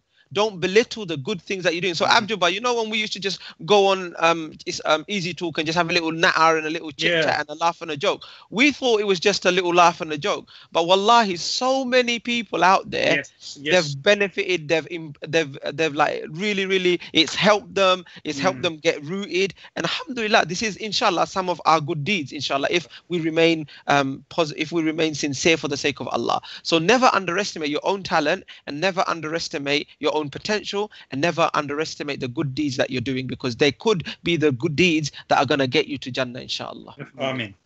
We should never. Okay, let's do some messaging, and then we'll come back. Kalam. All right, there's a Baldy who's watching us as well. By the way, Ustad Asim Qureshi is on watching as well as Big Brother. So you've got the hair, bro. He's on, he's watching. And then there's messages from Ummu Umara is saying, Brother Azad Ali, may Allah subhanahu wa ta'ala bless you so much. Ameen. May Allah give you the rewards in both this life and the next. Ameen. Inshallah. And other people are saying we should sing a verse each. We tried that, Sister Musa, but didn't do it. Banoffee pie is being delivered, inshallah, so that's good. Azad Ali, many of us want to carry out humanitarian work and raise awareness. Problem is people back off due to the prevent agenda and the continuous stoppages at airports. I, for one, was harassed and threatened by an intelligence officer. What is your advice? Where do we draw the line with this harassment? Yeah, no, definitely. Many brothers and sisters as well, actually, are being harassed by this state. And it's basically state Islamophobia. Look, where do you draw the line? You draw the line at the harassment. Okay, you do not accept this oppression. Okay. Now, what we can do about it, it depends on your situation in every case. But let me give you an example. So these, Islamophobic laws, like Schedule 7, for example, which is at the airport, where many aid workers, when they're going to different countries, they're being stopped. Why are you going to this place? Why are you going to that place? Why are you taking money? What are you doing? All of that kind of stuff. But you know what? The real questions they ask is, which mosque do you pray? Do you know this person? Why don't you help us? We're a little bit concerned when you're out there. Why don't you tell us what you saw and everything else? It's basically an intelligence gathering. But they went further and further, so far that they even are now making our sisters take off their hijab to take pictures. And they're so stupid, these border agency people. You know what they're saying? They're saying, oh, we need to take a picture of your ear because, for identification purposes. What the hell are you talking about? On my passport, I'm wearing a hijab and it's fine. And you want to take a picture of my ear. But alhamdulillah, look, Cage helped a sister who got stopped like this. She took the Met Police to the courts and she won, and they apologized for the wrong they did, and they also, gave her a compensation. Okay, it doesn't get rid of the oppression, but this is an example. With Prevent, alhamdulillah, every single Muslim that has an iota of deen and love for the deen stays away from that Prevent program. It is nothing but a tool to control us and our behavior and make it as un-Islamic as possible. It is a spying program. You saw recently in the Times, under 6-year-olds are being reported to this program. And it's shameful that we have Muslims, and some of these Muslims are imams in masjids and everything else. It's shameful. I don't want to really name anyone, but it's shameful these people are pushing this. But we shouldn't be surprised. It is shameful, but it is not shocking. And it is not surprising. Why? We see in our history, how did, the Ummah fall? The Ummah did not fall because, we were weak and everything else. They fell because we became people who loved the deen, dunya and not the deen. That's what happened. And the people who wanted to oppress us, what did they think? The only way they can oppress us is if they moved us away from the deen. And that's what we were saying right from the beginning, brothers and sisters. If you remember about principles, okay? If you remember about being clear, if something is wrong, it's wrong. I'm not saying say it in a rude manner. I'm not saying say it in a harsh manner. I'm not saying say it in a way that is unbecoming, because Muslims are examples of high manners and adab, okay? But you got to still say it's wrong. That's all I'm saying. Absolutely, absolutely. No, before you go, Brother Azhar, so let's say, like, I'm going through, through the airport, and I get stopped, and they start asking me questions, and they ask me what mosque I prayed. I mean, what's the so you got to understand your rights. And if you go on our website, on Cage website, we've got all of this information there for you, and we also do workshops, inshallah. So look, the purpose of the stop is to see if you are likely to be involved in terrorism and things like that. So the questioning, remember, is it the threat at the airport, or is it past where you've been, where you're going? So it could happen as soon as you enter the airport. It could happen at the security or at the check-in desk. It can happen at the security desk. It can happen just before you get onto the plane. It could even happen whilst you're on the plane, you get taken off. So it can happen in different places. And there's 3 different stages. The first is just screening. So someone might just come up to you, say, oh, where are you going, and all that kind of stuff. And it's like a 10-minute chat. This is what they're doing more of, because they don't record it. And they try to get as much information as possible. But then what they do is that if it become more formal, they take you in. And when they take you into an interview room, they'll give you a piece of paper. What you need to do is make sure 2 things. One is that your rights are explained properly, and that you make a call to a lawyer. The second thing is you ensure that the interview is recorded, and you try to write down as much as possible. So you ask for a paper and you ask for a pen, say, I want to make notes of this interview.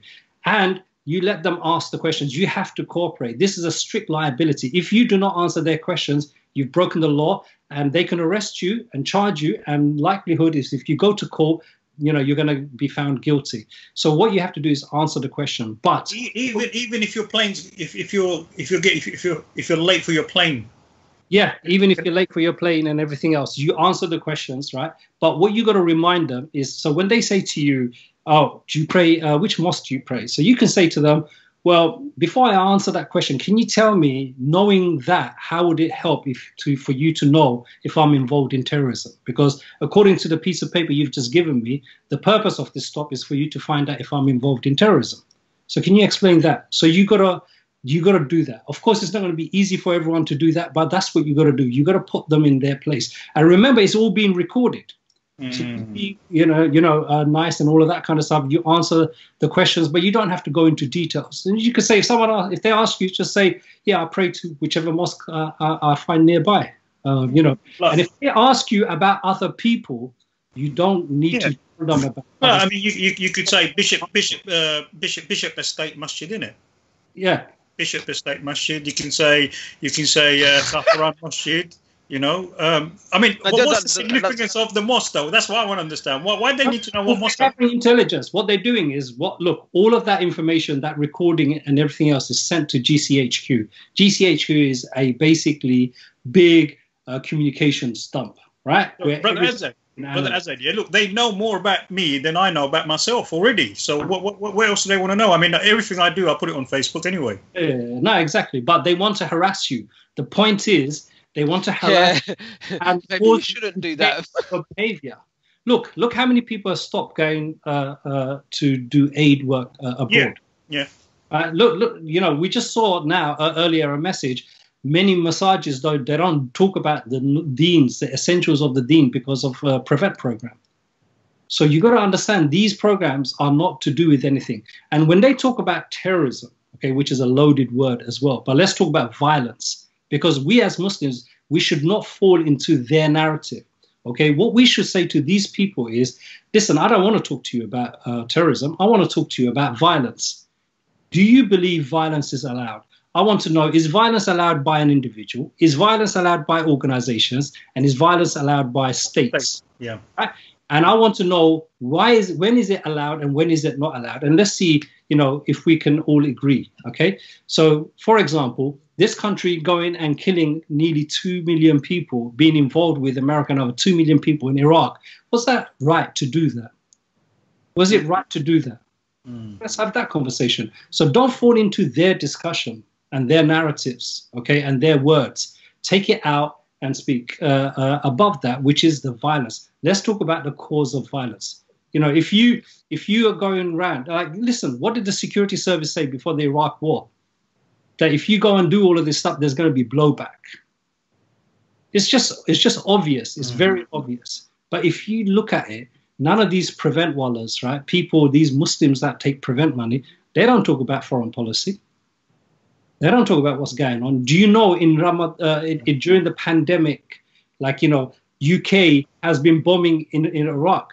Yeah, but mashallah, that's very important. But do you think there is some minimal responsibility that there are some crazy people out there as well, yeah. But how do you deal with the safety of the wider society? I mean, surely we as a Muslim community, we have responsibility of protecting the society. Maybe obviously Prevent is doing it really totally wrong, yeah. But we still have protect the society from what? Well, let's say people who do want to do terrorist activities. Why do people want to do violence? That's what I'm saying. Yeah. No. It's not about. That's what I'm saying. Let's ask the right questions. Listen. First of all, it is not our job to police. It is not our job. That's the first thing. Second thing is, you have to take responsibility for the mess you've created. If, for example, I've come into your house, Abdul, and I've killed a load of people in your house, there might be 1 or 2 people still alive that might think, okay, you know what, that guy Azad, he did all this to me. I ain't going to let him off the hook. Why would they do that? And would they be wrong to think like that? But yeah.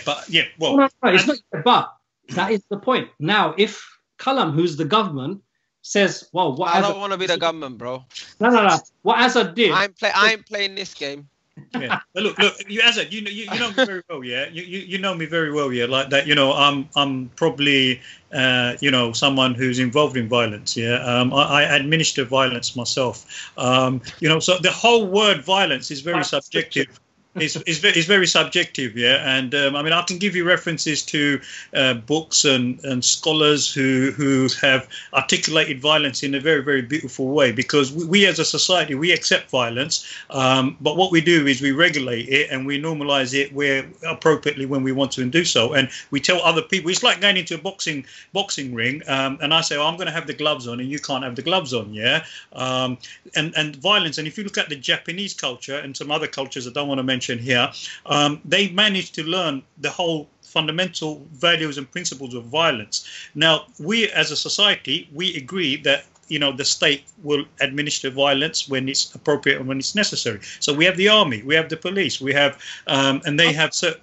No, we don't agree that. See, no. But we might not agree that. We don't agree. No. So this is, you got to get this right. This is where we make the mistake, because what happens is subliminally we give up our power to this thing called a state. No. No. Hear me out.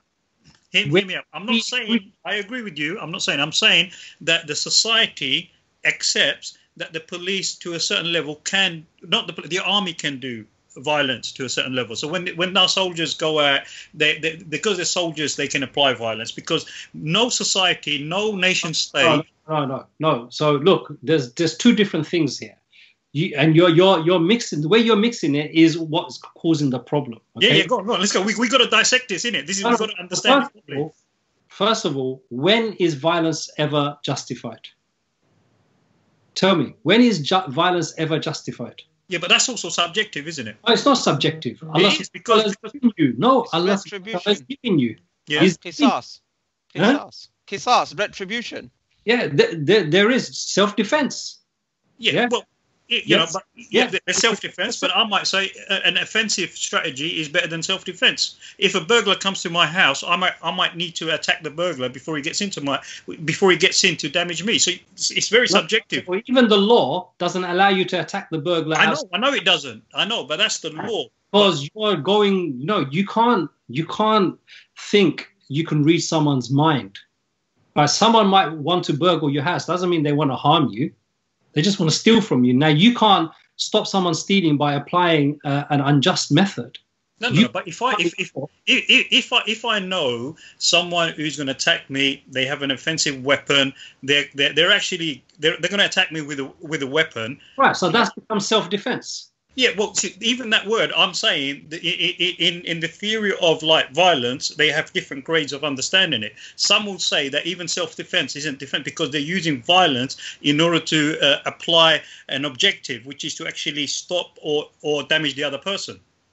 And it has to be proportionate. That's the law. Putting the complexities of the law aside, I think the issue here is that when you want to go off to Turkey for a holiday, 2 weeks in Alanya, Antalya, wherever it is, yeah, or a week in Alanya, a week in Turkey, however you do it, maybe even go on an Ertugrul tour in between. When you want to go, you're going to miss your flight, because they're going to stop you, most probably based on profiling and not on anything, on any evidence, because we are not violent people. We don't condone state violence or vigilante violence. We don't condone killing of innocents and civilians and all of that, right? This is quite clear. Nobody with a good brain does that, right? So they're going to stop you anyway, and then they're going to ask you certain questions, leading questions, based on a score sheet which is completely unfair and based on their assumptions and their misreading of our religion. Where if you like read books about jihad or anything like that, you're criminalized. Yeah, no, that's the point. It's a deliberate twist of what is going on. Look, and it's normative Islam. It's normative Islam that they got a problem with. If you wake up to pray Fajr, then oh my God, you know that you've scored quite highly in their list. No, you're right. That's the problem. If you're wearing hijab, or if you encourage your children to wear hijab, you're radicalizing them. We got to call prevent.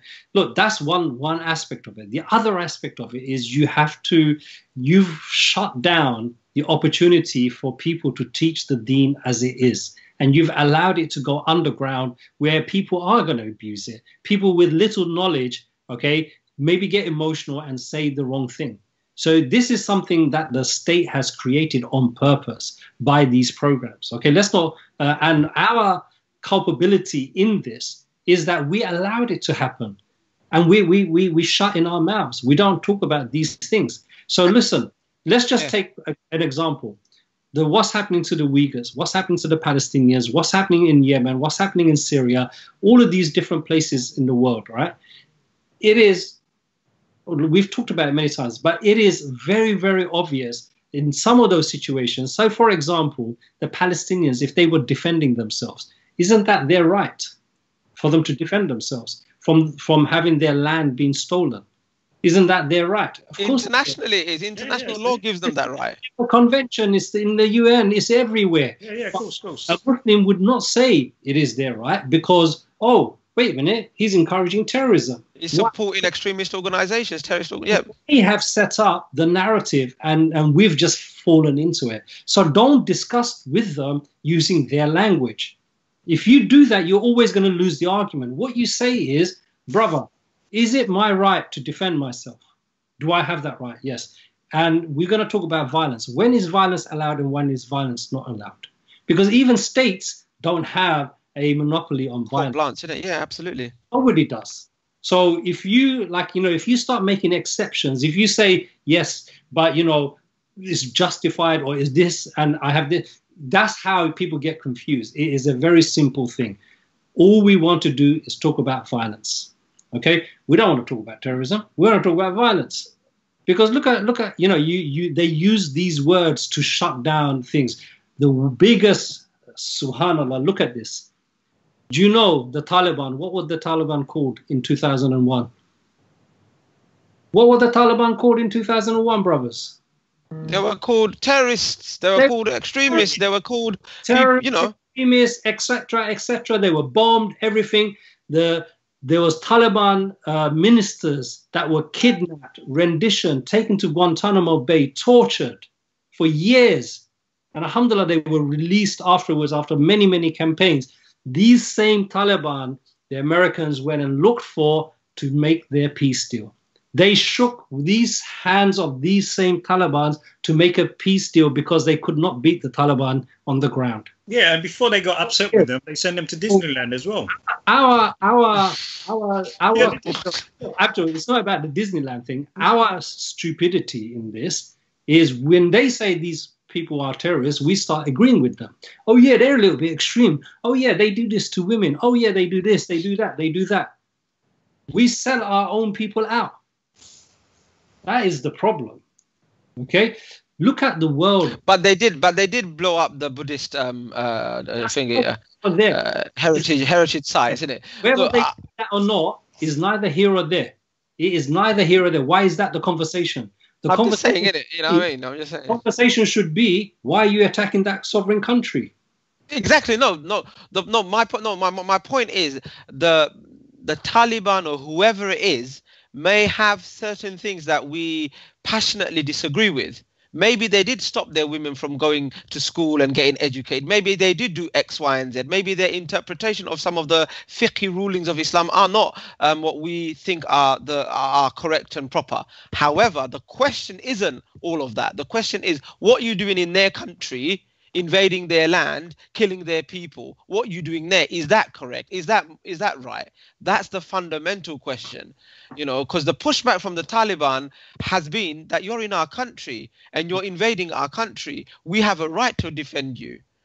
So the point, beyond that one of the things, and again, look, man, we as a community, we're powerful.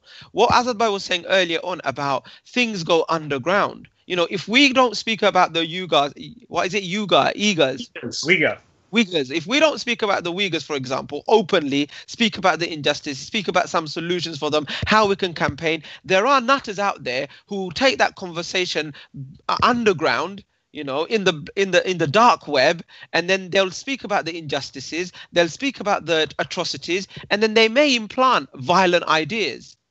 Extreme ideas. And if you can't have open, robust discussions in places like universities and Islamic societies and mosques and community centers, because of the self-censoring, it is going to go underground, and they don't realize that. That's the problem. They are the ones that are fermenting this. And I think somebody said here, and you know, when they let out the terrorists or the extremists, and then they let them wander around, and you know what happens.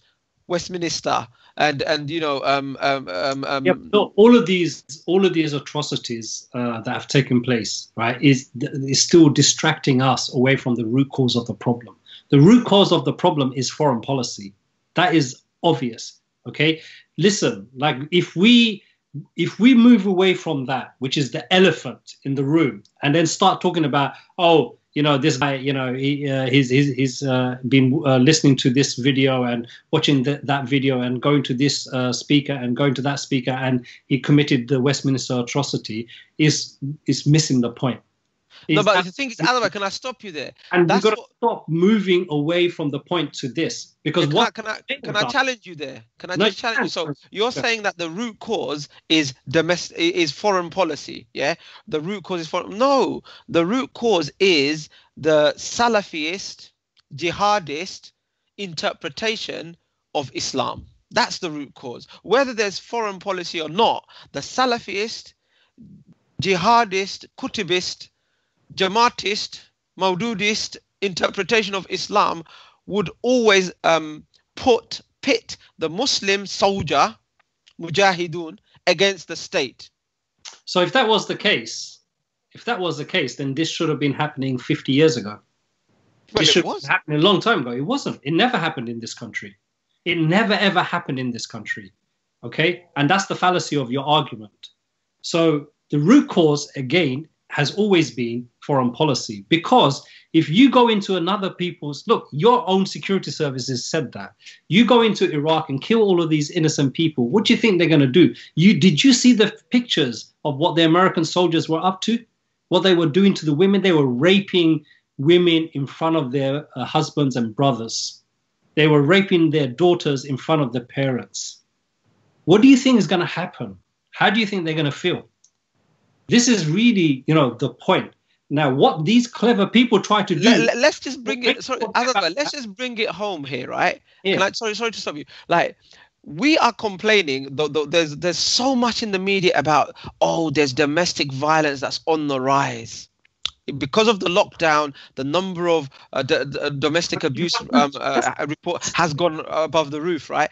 If we can't tolerate just being stuck in our own home, we meaning humanity, you know, the UK population, we can't take being stuck in our own home. We've got all the provisions, we've got everything that we need. Our Skybox is still working, all our computer systems are up and whatnot, our consoles, and we're going to the basest characteristics and abusing our family members. What will the people who see their own children get shot, who see their own women get raped, who see their homes and their livelihood being destroyed by one bomb from a satellite drone, how do you think it's going to affect their understanding and their attitude if we can't take a lockdown? You see? And so it's so plain for people to understand that, look, what you do to these people may come back to haunt you, may come back and bite you in your backside. But when those people come back to bite you in your backside, they're labeled as terrorists and extremists and all that. But you don't answer the fundamental question: is what made them become the monsters that they became? What was your role in that? What was your role in that? And this is the thing. So, you know, look, Kalam, what you said before, and Abjad, what you said before, there is some responsibility on us. But that comes after you understand the entire narrative and the framework. The framing here is against the Muslim community. The way they explain what terrorism is. Yeah, but you're right. Their own law. If you look at the law, if they followed it, if they actually believed and followed it, there's so many people committing acts of terrorism because. I mean, what you're saying is correct. Yeah, I think the biggest problem is the way you've constructed the argument, the way you've kind of like put it to us. a lot of us in the community, we don't understand it that way. We don't have that understanding. So, you know, I think these workshops and these seminars are going to be useful. I think people going to these discussions and trying to learn how to kind of like understand it. Because if the brothers and sisters don't understand it properly, I mean, like, for example, I traveled around the world, yeah. I've not been stopped at all. But I've always had reporters coming to me. I've always had people want to take my interviews and that. They've asked me loads and loads of funny questions. Which one you pray? The most hasn't come up to me yet at the moment. Yeah, but what books you read? You know, these kind of stuff. What Islamic scholar books have you read? So they will ask you those kind of things because they want to. They're making you feel guilty for things that you have not done.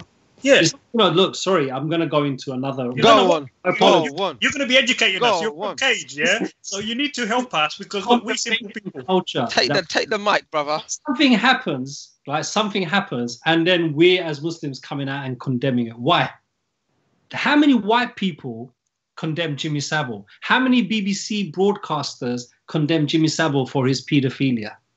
Where was it? Where was their letter? Where was their march? Where was their vigil? There's no expectation, and it's only a stupid person that expects another human being to take responsibility for actions of another human being, which they're not even related to. Okay? But we Muslims are so thick and so desperate to be accepted that we are willingly throwing ourselves. So we, like, not even just acts of violence. It takes, like, you know, do you remember the sex grooming gangs stuff?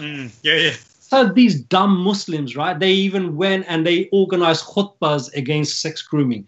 When did these grooming gangs do the atrocities they did reading a verse of the Quran and the Hadith?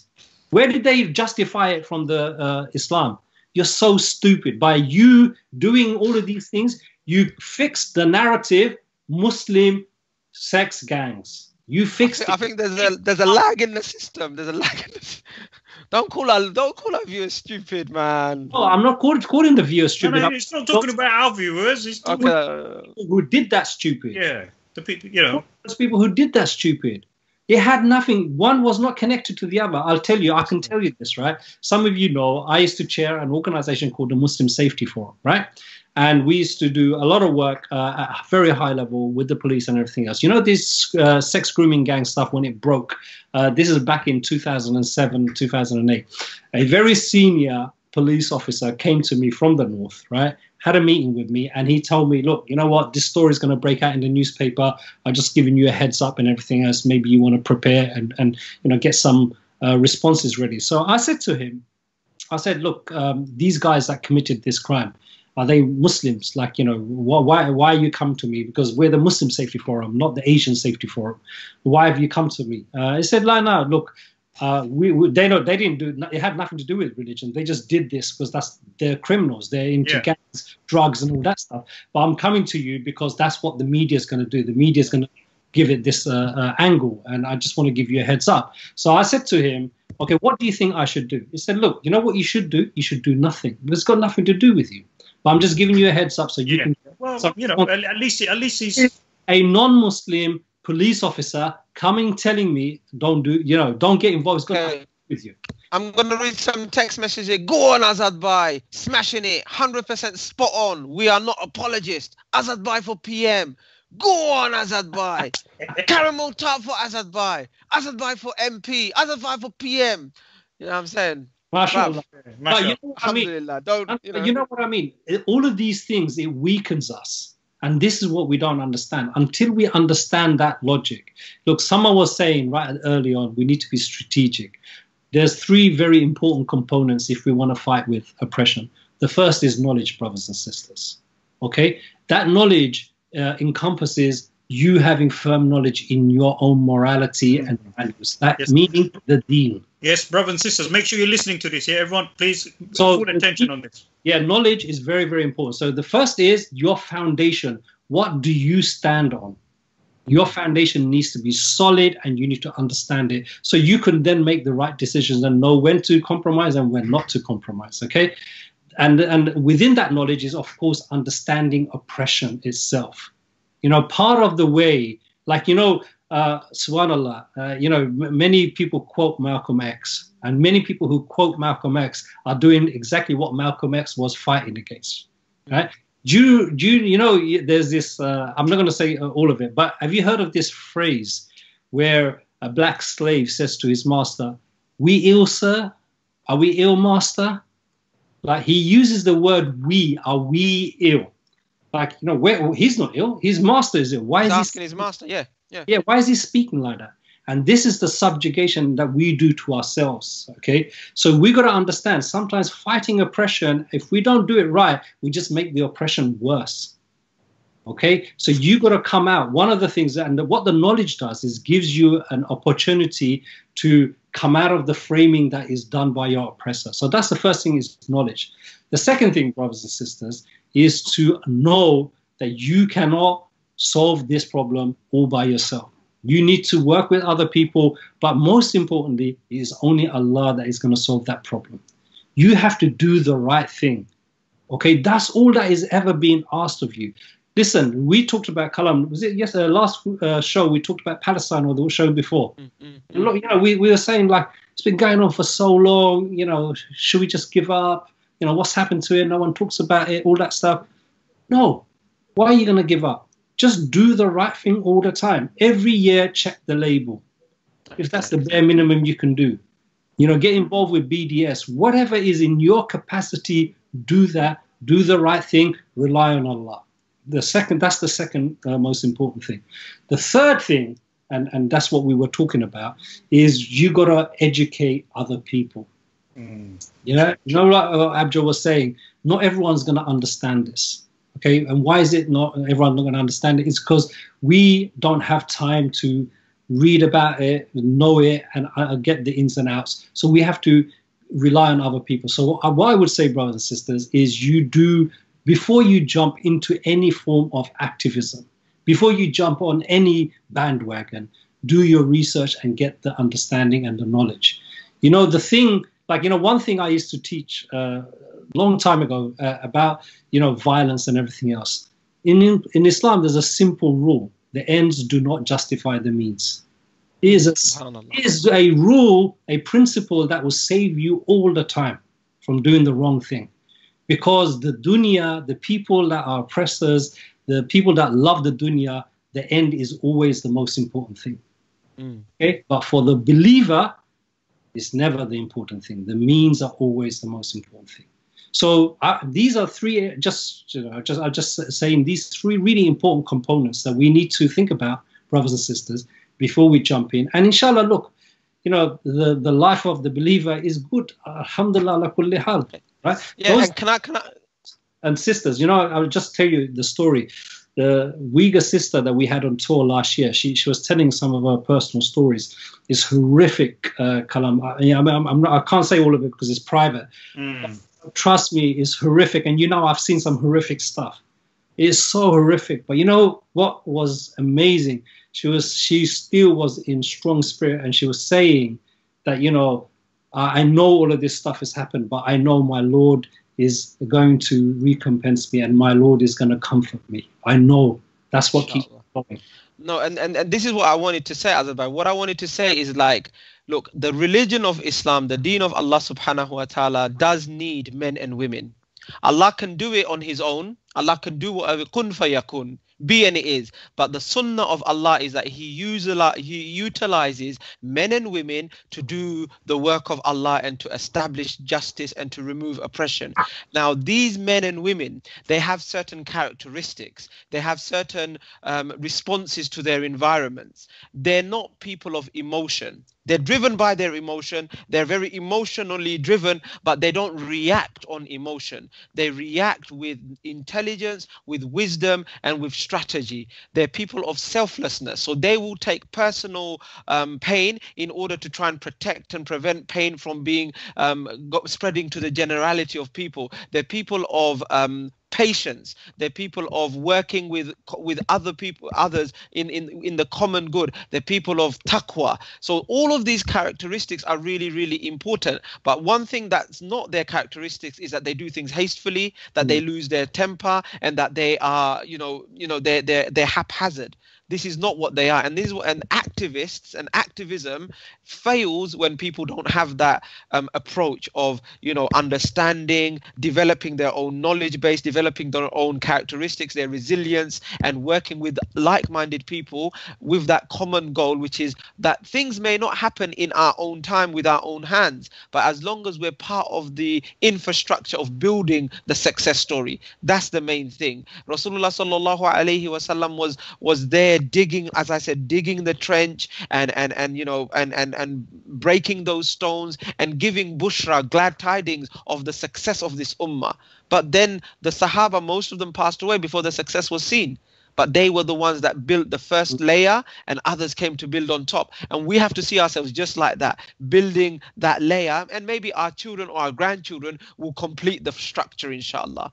But we need to be building. We mustn't just walk by and say, oh, that building's coming along quite well. No, bloody muck in, get muck in, get with the system, get with the deen. That's the main thing. And use Ramadan, and we're coming back to our Ramadan, use these next 10, 20 days to really have some introspection. What are my weaknesses? Where am I failing? What do I need to improve about myself in terms of my own self, my interaction with my family and society, and start making those change? Because your words will be a witness for you or against you. Amen. Jazakallah khair. I think, listen, we've actually gone on for quite a bit. So I think we'll come to a conclusion now, brothers and sisters, if that's okay. So it's about 10 past 11, I think. 10 past 1, rather. Abdul, anything you want to add? I just want to say how simple it would have been if we were living in the time where basically, there was not much communication, there wasn't much any visual information, there was no knowing of what's happening. You lived in the desert and you did your simple whatever, your duties and that. And you would have not seen injustice, you would have not seen victimization of other people. You probably won't known about it, or you would have known it was happening far distance away. But today it's so dangerous because every day we see some form of injustice, on Facebook. We get information coming in, we've got the news. We really don't have the excuse to actually say we can avoid it and we can kind of like blanket all that. As Muslims, we've got to be responsible. We've got to do what we've got to do to please Allah subhanahu wa ta'ala with our principal values and how best we can do it. Everyone's going to be able to do what they can in their own ability. Allah will only judge us on our intention and what we can do and the effort that we make.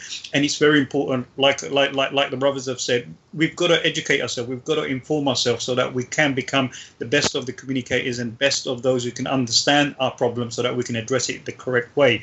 If we don't have that understanding, then we're going to be a problem ourselves as well. And brother, as I said, is we sometimes are problems because we're contributing to the problems because we don't understand what is actually going, what the game is being played here, how the game is being played. 20 years ago, was it 20 years ago? I started reading all the RAND reports. I love studying. I love looking at reports and think tanks and things like that. I knew about this stuff about how they're going to categorize a Muslim into these six kind of categories and that, and they were formulating their policies to give out to the government and things like that. And a lot of that stuff is already available out there before it happens. Just like medicine, before they put it into testing, they have the theories and they start talking about it. Yeah. One of the things that we're not doing as a community is like looking at how those theories and how those policies have been shaped and formed and the rationales behind that, and how and it was clear in that report that the intent was to basically divide the Muslim community so that the Muslim communities, in the pretext of understanding the Muslim community. I've read a book, all the masjid in M25, basically, right? Every single mosque, the policymakers know what type of people pray and what the different masjids and that. The researchers are doing very good research, and Edward Said is one of the fantastic Arab scholars who's passed away, secular minded, and he wrote Covering Islam, a very good book to read if you want to understand certain perspective as well. And on his front of his cover in one of his books, he had an Afghan with a Kalashnikov and a photographer basically taking a photograph, and the question was posed, what do you understand in that photograph? So logically you will say, they're trying to portray the Arab the Afghan person as a terrorist because he's holding a Kalashnikov, and the Westerner taking a photograph. But the real meaning was actually who was taking the photograph of those two people in that framework. And that's what we've got to look at. We've got to look at it from a third perspective to see and put those things in that perspective as well. So when you see it from a bird's eye view, you get a bigger picture. Obviously, that's the academic side of it, and I'm sure Cage is doing that, and that's why they're able to articulate those kind of arguments. We have a responsibility to make sure that you don't lose the arguments, but you need to know what the arguments are in the first place. And my simple message to everyone is, look, keep on reading. This is a month of reading. Iqra, start with the Quran, but also read other books as well so that you can inform yourself better. We can't rely on the mainstream news no more, and also don't rely on Facebook, because Facebook is not the news. A lot of people are like, they think the Facebook is the gospel. Okay when you see us. Yeah, so please do your own research, and alhamdulillah, Allah will guide us to the best understanding, and he will guide us, and let's be active, and no excuse not being active, because opportunities are there for us, inshallah. Mac, do you want to add anything?